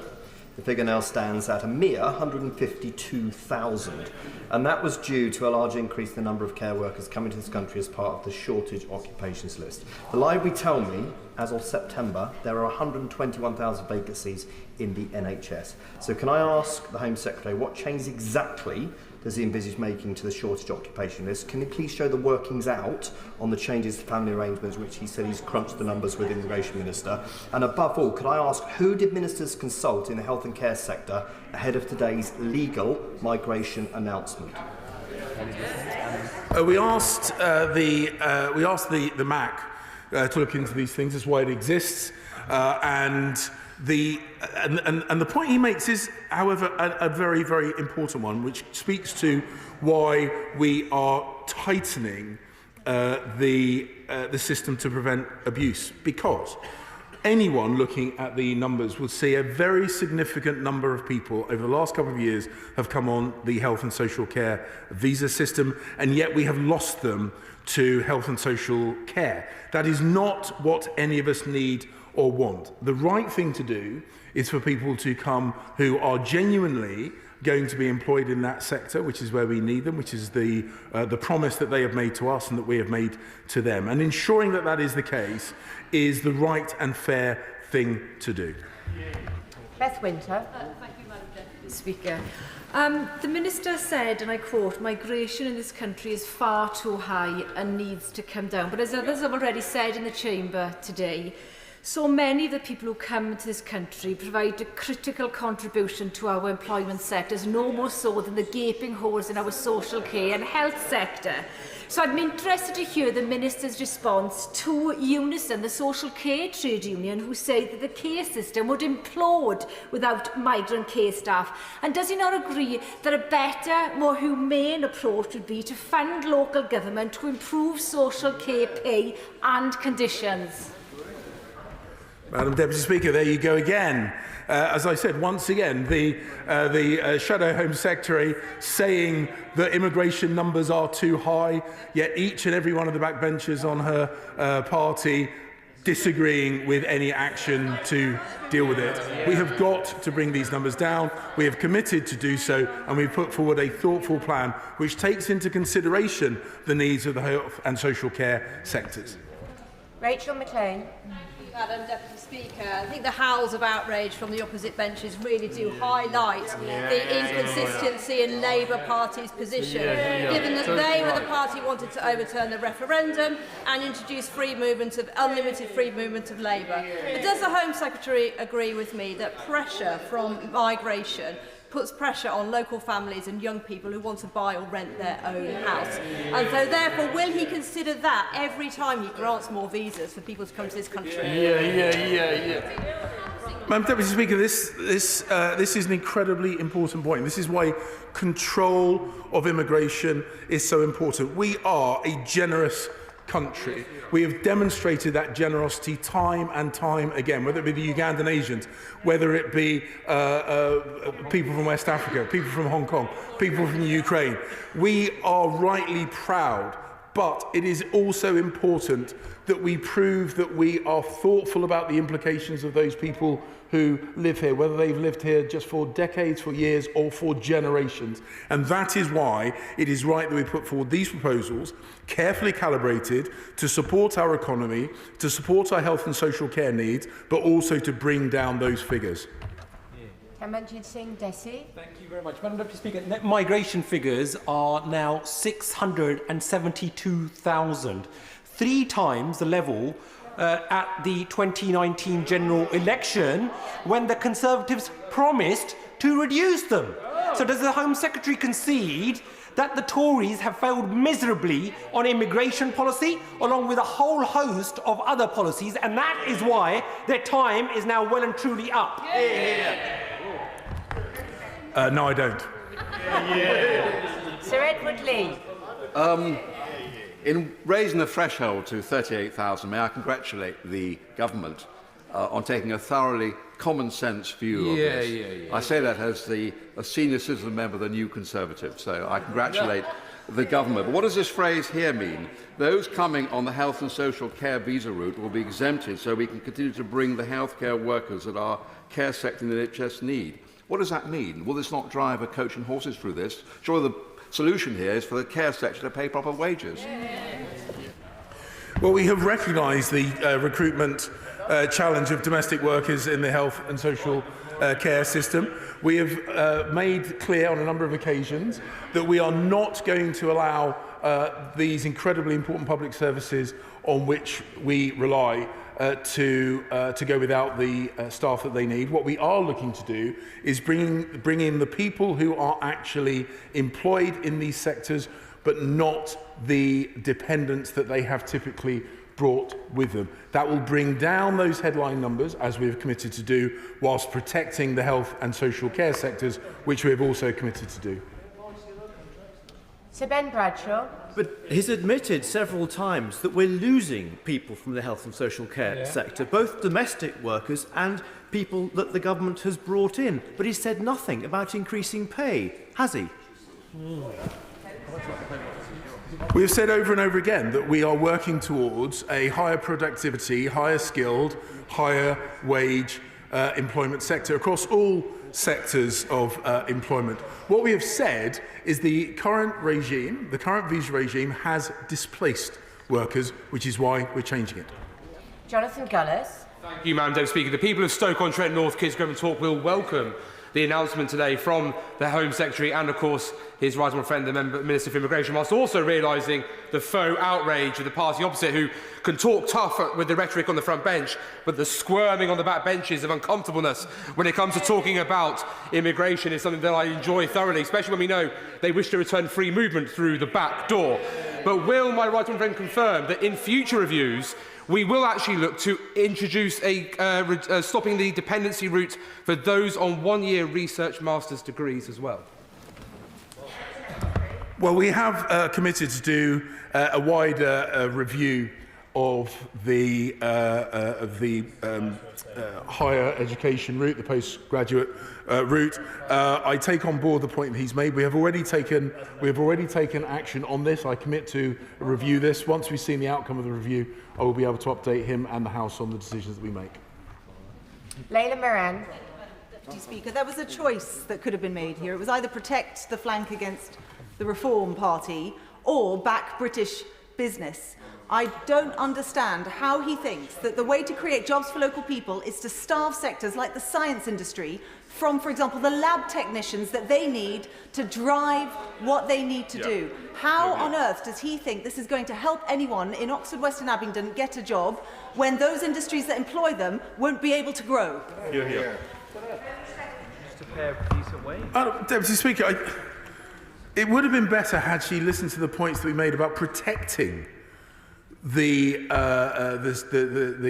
scientific community in and around Oxford, in ensuring that we still remain attractive to the global brightest and best, to ensure that we protect the people we protect the people who need our protection in the health and social care sector by ensuring that those are staffed. But the simple fact is that we have committed to bring these numbers down.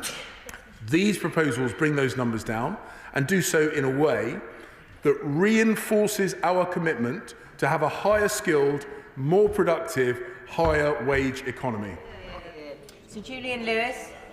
In order for any large-scale immigration policy to succeed, does the Home Secretary accept that it's necessary for people to wish to integrate? And what steps are the government taking to ensure that it is a smooth path to integration for those large numbers of people who do come here?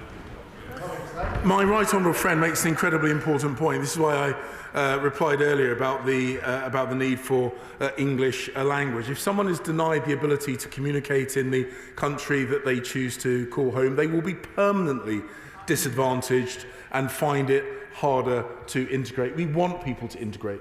We want people to be and feel part of our communities. We want the communities that they move into to welcome them and to be confident that the immigration system of this country supports both those new arrivals that choose to make this country their home and the people who already live here. Justin Madders. Thank you, Madam Deputy Speaker. After 13 years in power and 7 years after we voted to leave the EU, I don't know why anyone would believe that this government will reduce net migration in the way that has been claimed today. But if we assume that the Home Secretary's figures are right, net migration will still be higher than it was in 2019 when his party promised to reduce it. That's right, isn't it? Madam Deputy Speaker, the simple truth is the British people have far more confidence in the party that campaigned to take back control of its immigration system, rather than the party that would maintain free movement and whose contributions from the opposition benches have, unsurprisingly, been in opposition to the decisions that we are taking to bring down the numbers of net migration. Steve Double. Mr. Speaker, I very much welcome the announcement today, and particularly the measures to stop the abuse of the health and care visa. The Home Secretary will be aware of a number of bogus care companies who are charging people tens of thousands of pounds to come to this country only to find that there is no job. Many of them are ending up in Cornwall. So I think I understood him when he said these measures will be introduced in the spring. Could I urge him to look at bringing that forward so that we can end this effectively people trafficking and ripping people off and the misery that it's causing? My honourable friend is absolutely right that the people who are brought here on a false premise are victims of abuses of this system. We want to make sure, in fact we are already taking action to address those abuses. This package of reforms goes further still with the necessity to be subscribed to the CQC, and he's absolutely right that abuses hurt everybody, and we will continue to take action to address them. Patrick Grady. Deputy Speaker, of course, net migration figures are also affected by the number of people who choose to leave the country. And since Brexit, it's been much more difficult for people from Glasgow North who want to live, study or work in Europe. So for any extended period of time. So what steps is the government taking to negotiate more visa exchange programmes with the European Union and other countries that could allow the sharing of skills and experience across borders at pretty much a neutral, at the very least, a neutral effect on net migration? Well, without wanting to drift back into my old portfolio, I actually, with close coordination with my right honourable friend, the Immigration Minister, actually negotiated a number of youth mobility programmes to attract the brightest and the best. And he's talking about people leaving certain geographies. He might want to reflect on the fact that a significant number of people are leaving Scotland to come south of the border because of the pernicious income tax regime that the SNP government in Edinburgh have put in place. Ianici. Madam Deputy Speaker, I'd like to thank my right honourable friends, the Home Secretary and the Immigration Minister, for listening to us, and the measures that he has announced today I'm sure will be welcomed by constituents in Grimsby. But would he agree with me, not only do we need these measures to come quickly, perhaps we need some more conditionality. So for instance, if we have people coming here supposedly to take up skilled or skill shortage jobs and they're not doing so, then perhaps we should invite people not to stay. Yeah. I thank my honourable friend for the comments she's made about these reforms, and I do pay tribute to my right honourable friend, the Immigration Minister, who I know has been working for longer than the 3 weeks that I've been in this role. She is right that we want to bring people here in good faith. We expect them to act in good faith. If they apply in a certain visa route, we expect them to abide by the conditionality of that visa route. If they contribute, if they play by the rules, if they do the right thing, they will always be welcomed. But we, of course, do take a dim view of those people who seek to abuse our hospitality. Clive Efford. So, immigration figures have trebled since the general election in 2019, but it's worth reminding ourselves that back then the Conservatives were telling us that they were going to reduce them to the tens of thousands. Mm-hmm. So the scale of the failure is enormous, and it's underlined by the Office of National Statistics that says there are 90,000 involved in those figures that are asylum seekers who've been waiting for their asylum cases to be dealt with for over a year. Yeah. So over 15% of it is due to the sheer incompetence of his department. So what's he going to do about that? Because I didn't see anything, any reference to that in his statement. We have increased the pace of decision-making of our asylum processing system tenfold. I would remind him that in the most recent years we have had a very generous offer to the people of Hong Kong and to the people of Ukraine, and I know the British people will recognise of the two parties which one of them will grip immigration, and it certainly won't be his. Neil O'Brien. This is an excellent package and a big step in the right direction towards a higher skill, higher wage economy with less pressure on our housing and infrastructure. Will my right honourable friend put into the library of the House of Commons the analysis behind his statement that this package plus the reduction in student dependence previously announced will mean that more than 300,000 people who came last year would not be able to? It would be interesting to understand how much of that is the previously announced reduction in student dependence, how much of it comes from each of the different announcements made today, and how it compares to the forecast for future migration laid out by the OBR in the most recent EFO. Will you put that into the House of Commons? Because a previous government was rightly mocked for saying that only tens of thousands of people would come from Eastern Europe. They were completely wrong. As well as having a better policy, can we also have more transparency? My honourable friend makes a very important point. I'm more than happy to put our estimates of the impact of these announcements and the previous announcements in the library. Jim Shannon. Thank you, Madam Deputy Speaker. I understand exactly what the Minister is trying to do in relation to migration, and there is a need to do some of those things. But I work closely with the Northern Ireland Fish Producers Organisation back home in Northern Ireland, and fishing is very much an industry where foreign workers are welcomed and where there's a clear shortage. In the past, whenever we left the EU, we were promised, and I mean that's the fishing sector, we were promised that things would get better, quotas would make the stock more available, and therefore the fishing sector would grow. The fishing sector welcomed that. Then whenever it came to the minimum of 18,600, the average wage in Northern Ireland for a fisherman is £24,000. The English language became the next obstacle, and the sector is trying to enjoy that, or trying to agree to that as well. Can I ask the Minister, would there be some realism in relation to the threshold for skilled workers of £38,700, because it really doesn't give the sector, the fishing sector, the opportunity that they need to be active and to employ people? I absolutely take the point on board that the honourable gentleman makes. We'll be working with the MAC about ensuring that as we get rid of the shortage occupation list, that we don't undermine key industries. I want to ensure the fishing industry, whether it be in Northern Ireland, whether it be on the east coast of Scotland, can remain viable, profitable, and that will always be part of our thinking. Miriam Cates. Thank you, Madam Deputy Speaker, and I do warmly welcome this statement and these measures, and I thank my honourable friend and my honourable friend, the Immigration Minister, for listening to colleagues across these benches, especially our New Conservatives group. Extraordinary growth in the levels of immigration over recent years has been masking some long-term structural weaknesses in our economy, like low productivity, high debt, falling birth rates and negative balance of trade, by propping up the OBR's superficial GDP growth figures. So does my right honourable friend agree that in order to permanently bring down immigration numbers, the OBR must instead turn its attention to the kind of growth that really matters to our constituents: skills growth, wage growth, housing growth, industry growth, in other words, real growth? I can assure my honourable friend that we in government remain relentlessly focused on the very issues that she has raised: increasing skills, increasing productivity, increasing investment in plant and machinery and technology to unlock the full economic potential of this country is absolutely at the heart. We will always make our case to the OBR. We will do what we know to be in the best interests of this country and the people that work in this country. Richard Drax.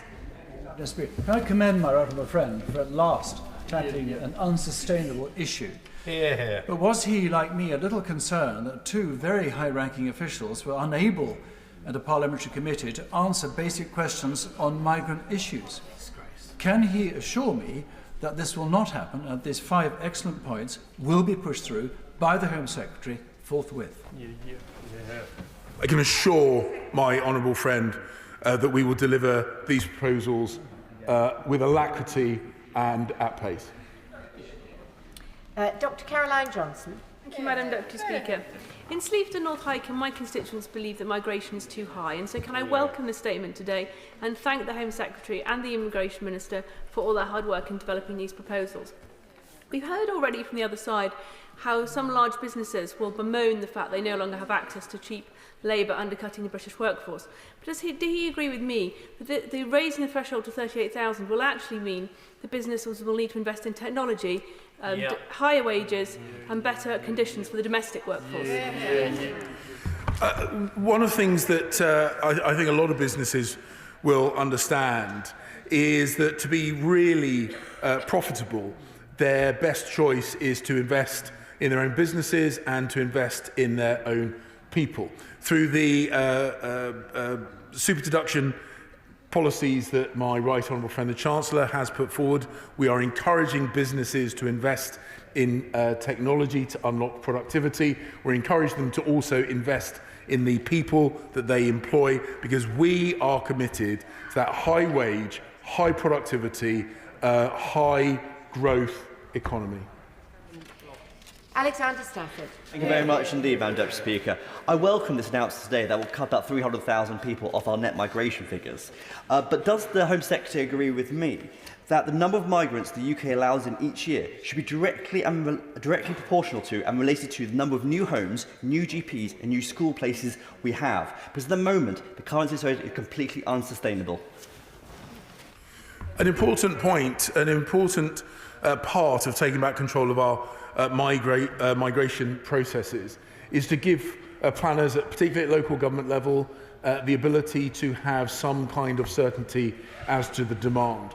We see the demand from migration fall unevenly across the UK, putting some communities under great pressure, particularly coastal communities. We want to make sure that we have a planned, controlled immigration system. That's why we're making these changes. That's why we're bringing these numbers under control, so that local government planners and others have some more certainty about the future. Tom Hunt. Thank you very much, Madam Deputy Speaker. I welcome these measures. I must say it's a shame it's taken so long. These measures should have been published after the last ONS stats were published. I suggested a number of ideas how we could keep our promise to the British public. There is great cynicism amongst the country when it comes to politicians talking about immigration. They've heard it all before. Can the Home Secretary promise to me that in the months ahead he will explicitly demonstrate to the British public that this time it's different, this time we mean it, and this time the public will see change? Well, I can assure my honourable friend that the Immigration Minister and I had our first conversations on these figures before the ONS figures came out. I discussed the plans that he had been working on for some time. Within, not even days, within hours of being appointed to this role. We're working closely with the Treasury and other government departments about the implications on them. This package is subscribed to across government. It will be delivered. And whilst we recognise that it won't be an instant fix, and I think the House has to be realistic about the fact that this won't be an overnight fix, we are absolutely committed to bring these figures down and take back control of our borders. Brendan Clark-Smith. Thank you, Madam Deputy Speaker. And can I also warmly welcome and thank the Home Secretary for this highly robust statement that he's brought to the House today, and of course the excellent work the Immigration Minister has also done on this in responding to the concerns of my constituents in Bassetlaw and the constituents of others. But does my right honourable friend agree that this also means that we do still continue to bring the brightest and the best to this country and those seeking help and refuge, such as those from Ukraine and Hong Kong, but not those who, along with dependents, do not represent some form of net benefit to the UK and consume more than they contribute? I've visited businesses in my honourable friend's constituency not long ago, and I can see the desire in the businesses that we met, whether they be traditional metalworking businesses or high-tech drone businesses, that they want the brightest and best. They want people who are genuinely committed to contributing to our economy. That is the default setting of the British people. We are generous at heart. We have got a track record of being very generous, but we do expect people to play by the rules. We do expect people to contribute to our society and to our economy. That is not too much to ask. We are putting those conditions in place, conditions which, unsurprisingly, are opposed over and over and over again by all the parties opposite. Roberts. I declare an interest as the chair of the APPG for the Philippines. Madam Deputy Speaker, after the UK and India, the Philippines provides the third highest number of workers in our health service and would be in a very, very difficult place without their vital work in keeping us safe and well. I welcome that people coming on the healthcare visa route will be exempt from the increased salary requirements, but the cost of permanent residency remains extremely challenging and a barrier to entry. Given that the Home Secretary has said a number of times about integration and their importance in our communities, will my right honourable friend meet with me and representatives of the Filipino Nurses Association to discuss how we might be able to help them make this country their permanent home as thanks for their amazing work? I absolutely recognise the contribution that medical professionals from the Philippines contribute to the UK. Indeed, I was in Manila not long ago, just before I was appointed as Home Secretary, and I do absolutely value their contribution. We want to make sure that we support the people who want to come and work, that we ensure that those roles are filled, that actually using technology, and there is technology opportunity in the health and social care sector, that we increase productivity to fund those wage increases. I will, of course, take the opportunity to speak with him, and if my diary commitments allow, I will try and find an opportunity to speak with representatives of the Filipino community here in the UK as well. I thank the Home Secretary for his statement, and we now come to a statement from the Deputy Prime Minister and Chancellor of the Duchy of Lancaster, Oliver Dowd. Thank you, Madam Deputy Speaker. We live in a dangerous and volatile world. The risks are more numerous, more complex, and are evolving more rapidly than ever before. The aftermath of the global pandemic, Russia's ongoing aggression in Ukraine, extreme weather events, cyber attacks, malign AI use cases. All of these and more threaten the security, safety, and stability of our nation. Protecting people is the first duty of government, which is why resilience is a top priority for this government. It is, quite simply, the means by which we seek to prevent risks becoming a reality. Mr. Speaker, Madam Deputy Speaker, forgive me, when I published the Resilience Framework last December, I promised to provide an annual update to the House on our progress, and this statement fulfills that commitment. The accompanying paper sets out in full the progress we have made, but, Madam Deputy Speaker, allow me to detail to the House the key improvements that I am confident have greatly improved our resilience. We have made changes to our structures, such as the introduction of the Resilience Directorate, Cobra Unit and Situation Centre. We have initiated new capabilities, such as the new Emergency Alert System. We have bolstered our resources towards severe threats, such as through our biological security strategy, underpinned by over £1.5 billion of annual investment. And we are embedding a whole-of-society approach to resilience that reflects the fact that everybody has their part to play. As Deputy Prime Minister, I am the lead Minister for Resilience, and I chair a new Resilience Subcommittee of the National Security Council. Government needs to be ready to respond to any and all risks, so we must maintain the flexibility to respond to whatever confronts us. In the last year, as chairman of the UK Resilience Forum, I have regularly convened blue light and local responders, industry leaders and representatives from the voluntary sectors with government. And we have continued to play an active role with international partners, including the OECD, NATO, Five Eyes, and bilaterally with our allies. And through the Department for Levelling Up, we are significantly strengthening the capability and capacity of local resilience fora. And the National Risk Register, published this year, is the most transparent ever because it is vital that we all understand the threats that we face. And when I say all of us, I mean the whole of society, from government to emergency responders, industry, voluntary and community leaders, and citizens too. And last week, I was at Porton Down to inspect the vital work done there to protect the United Kingdom from chemical, biological, and radiological threats. Indeed, in my right honourable friend's constituency, I believe.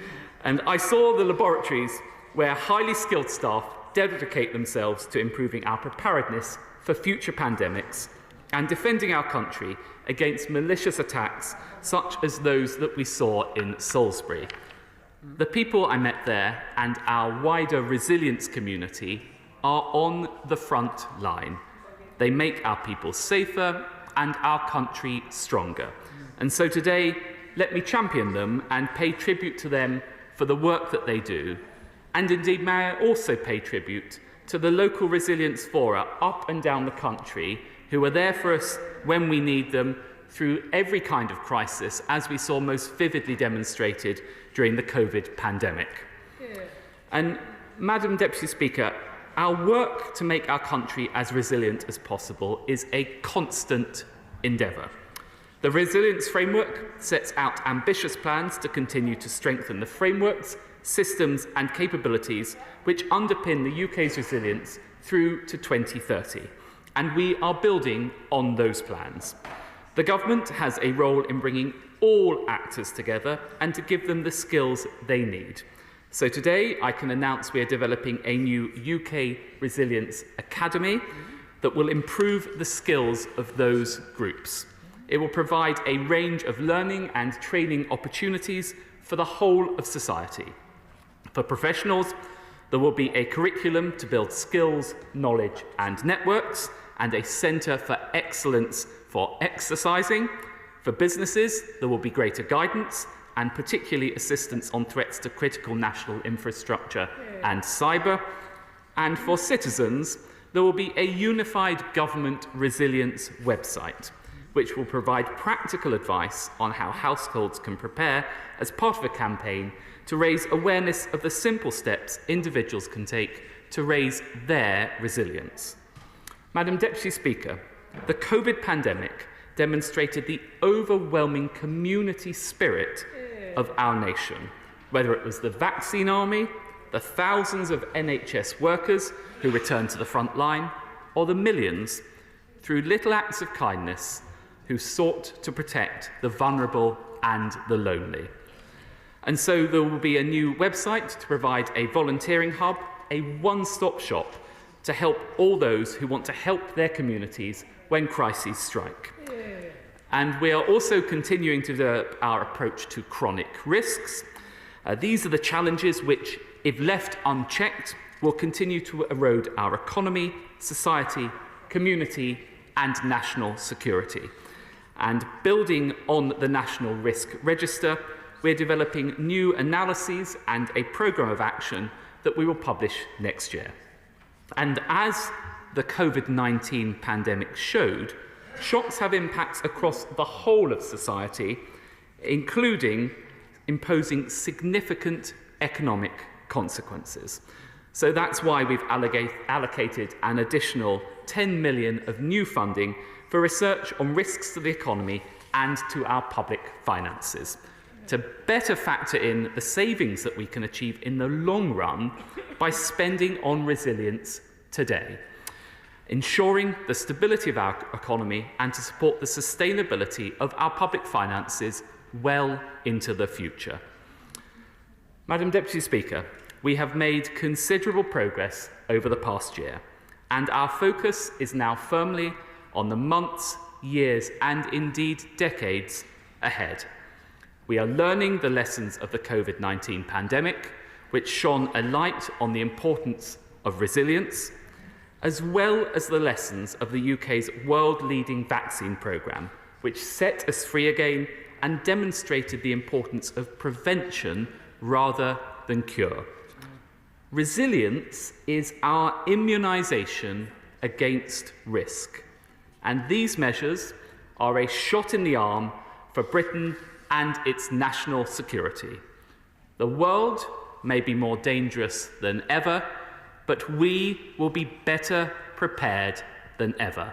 And I commend this statement to the House. Shadow Secretary of State Pat McFadden. Thank you, Madam Deputy Speaker, and can I thank the Secretary of State for advance sight of his statement. He is right that resilience is a critical function for government, local government, public services, business and society in an ever more volatile world. And I want to congratulate the Secretary of State for surviving the year between the publication of the National Resilience Framework and the delivery of this statement. This is a rare achievement in a government where the principle is that everybody gets to be famous for 15 minutes. So I congratulate him on his longevity. I also welcome his announcement of the UK Resilience Academy and the Volunteering Hub. The Secretary of State is right that given the chance, the British public will step up to help their fellow citizens. Now, we should have a broad concept of resilience: physical, cyber, financial, supply chains, the public realm, our values, our democracy. So let me ask the Secretary of State about some of these. The need for greater resilience has been underlined by the recent history of our country.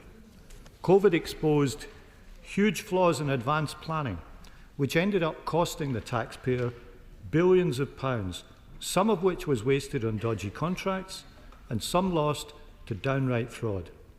Never again should the country be put at the mercy of inside tracks, VIP lanes and special access for those who happen to know ministerial phone numbers. So what lessons has the government learned from the huge degree of waste and fraud lost in COVID contracts? And why has so little taxpayers' money been recovered compared to the vast amount lost in the first place? The invasion of Ukraine and the subsequent energy crisis exposed the short-sightedness of getting rid of gas storage, ditching home insulation programmes, and being exposed to hugely volatile energy spot markets? Why is it that the government's new policy is to roll back on the transition mandated by its own legislation for net zero and prolong our reliance on international fossil fuel markets? For these failures, the British public has paid a heavy price. And how will the government increase resilience in the public estate? Schools' capital budgets cut back under this Prime Minister's watch while he was Chancellor. School roofs falling in, disrupting children's education. When will the government be able to ensure that children don't have to be taught in classrooms where the ceilings are held up by temporary supports? This shouldn't be too much to ask. Of course, not all risks are physical, and we have both opportunities and challenges in the development of AI. We've seen cyber attacks in recent years, such as the WannaCry attack on the NHS and the ongoing one on the British Library, and I appreciate this is a major challenge, and the old distinctions between state and non-state actors are blurring. But what more can the government do to protect critical systems from cyber attacks? Which brings me to perhaps our most important asset, which is our democracy itself. With an election coming sometime in the next year, I'm sure the Secretary of State would agree that we need to do all we can to ensure it is conducted in a free and fair manner. And with that in mind, can I ask him why the government's been so slow to implement the recommendations of the Intelligence and Security Committee's report on Russia, which was published a couple of years ago? That report called Russian influence in the UK the new normal, citing, and I quote, connections at the highest level with access to UK companies and political figures, and said that Russia carries out malicious cyber activity in order to assert itself aggressively, for example, to interfere in other countries' elections. In the face of these findings, how will the government ensure that our forthcoming election is protected against interference, either from Russia or from any other actors who may wish to do this? Finally, Madam Deputy Speaker, can I ask the Secretary of State about the governance of this strategy? Because the perennial question for a cross-party departmental strategy like this is whether it's driven by the departments or by the centre. Now, given the traditional strengths of departments in the Whitehall system, how can the Secretary of State ensure that the centre over which he presides is strong enough to enforce preparedness and deliver the national resilience that all sides of the House want to see? Well, I thank the Right Honourable Gentleman for his words about my longevity, and I very much intend that to continue, and I'll take it in the spirit with which I'm sure he meant it. The Right Honourable Gentleman asked me about a range of issues. I'll seek to address as many of them as I can, but I'm happy to follow up if I've missed any of them.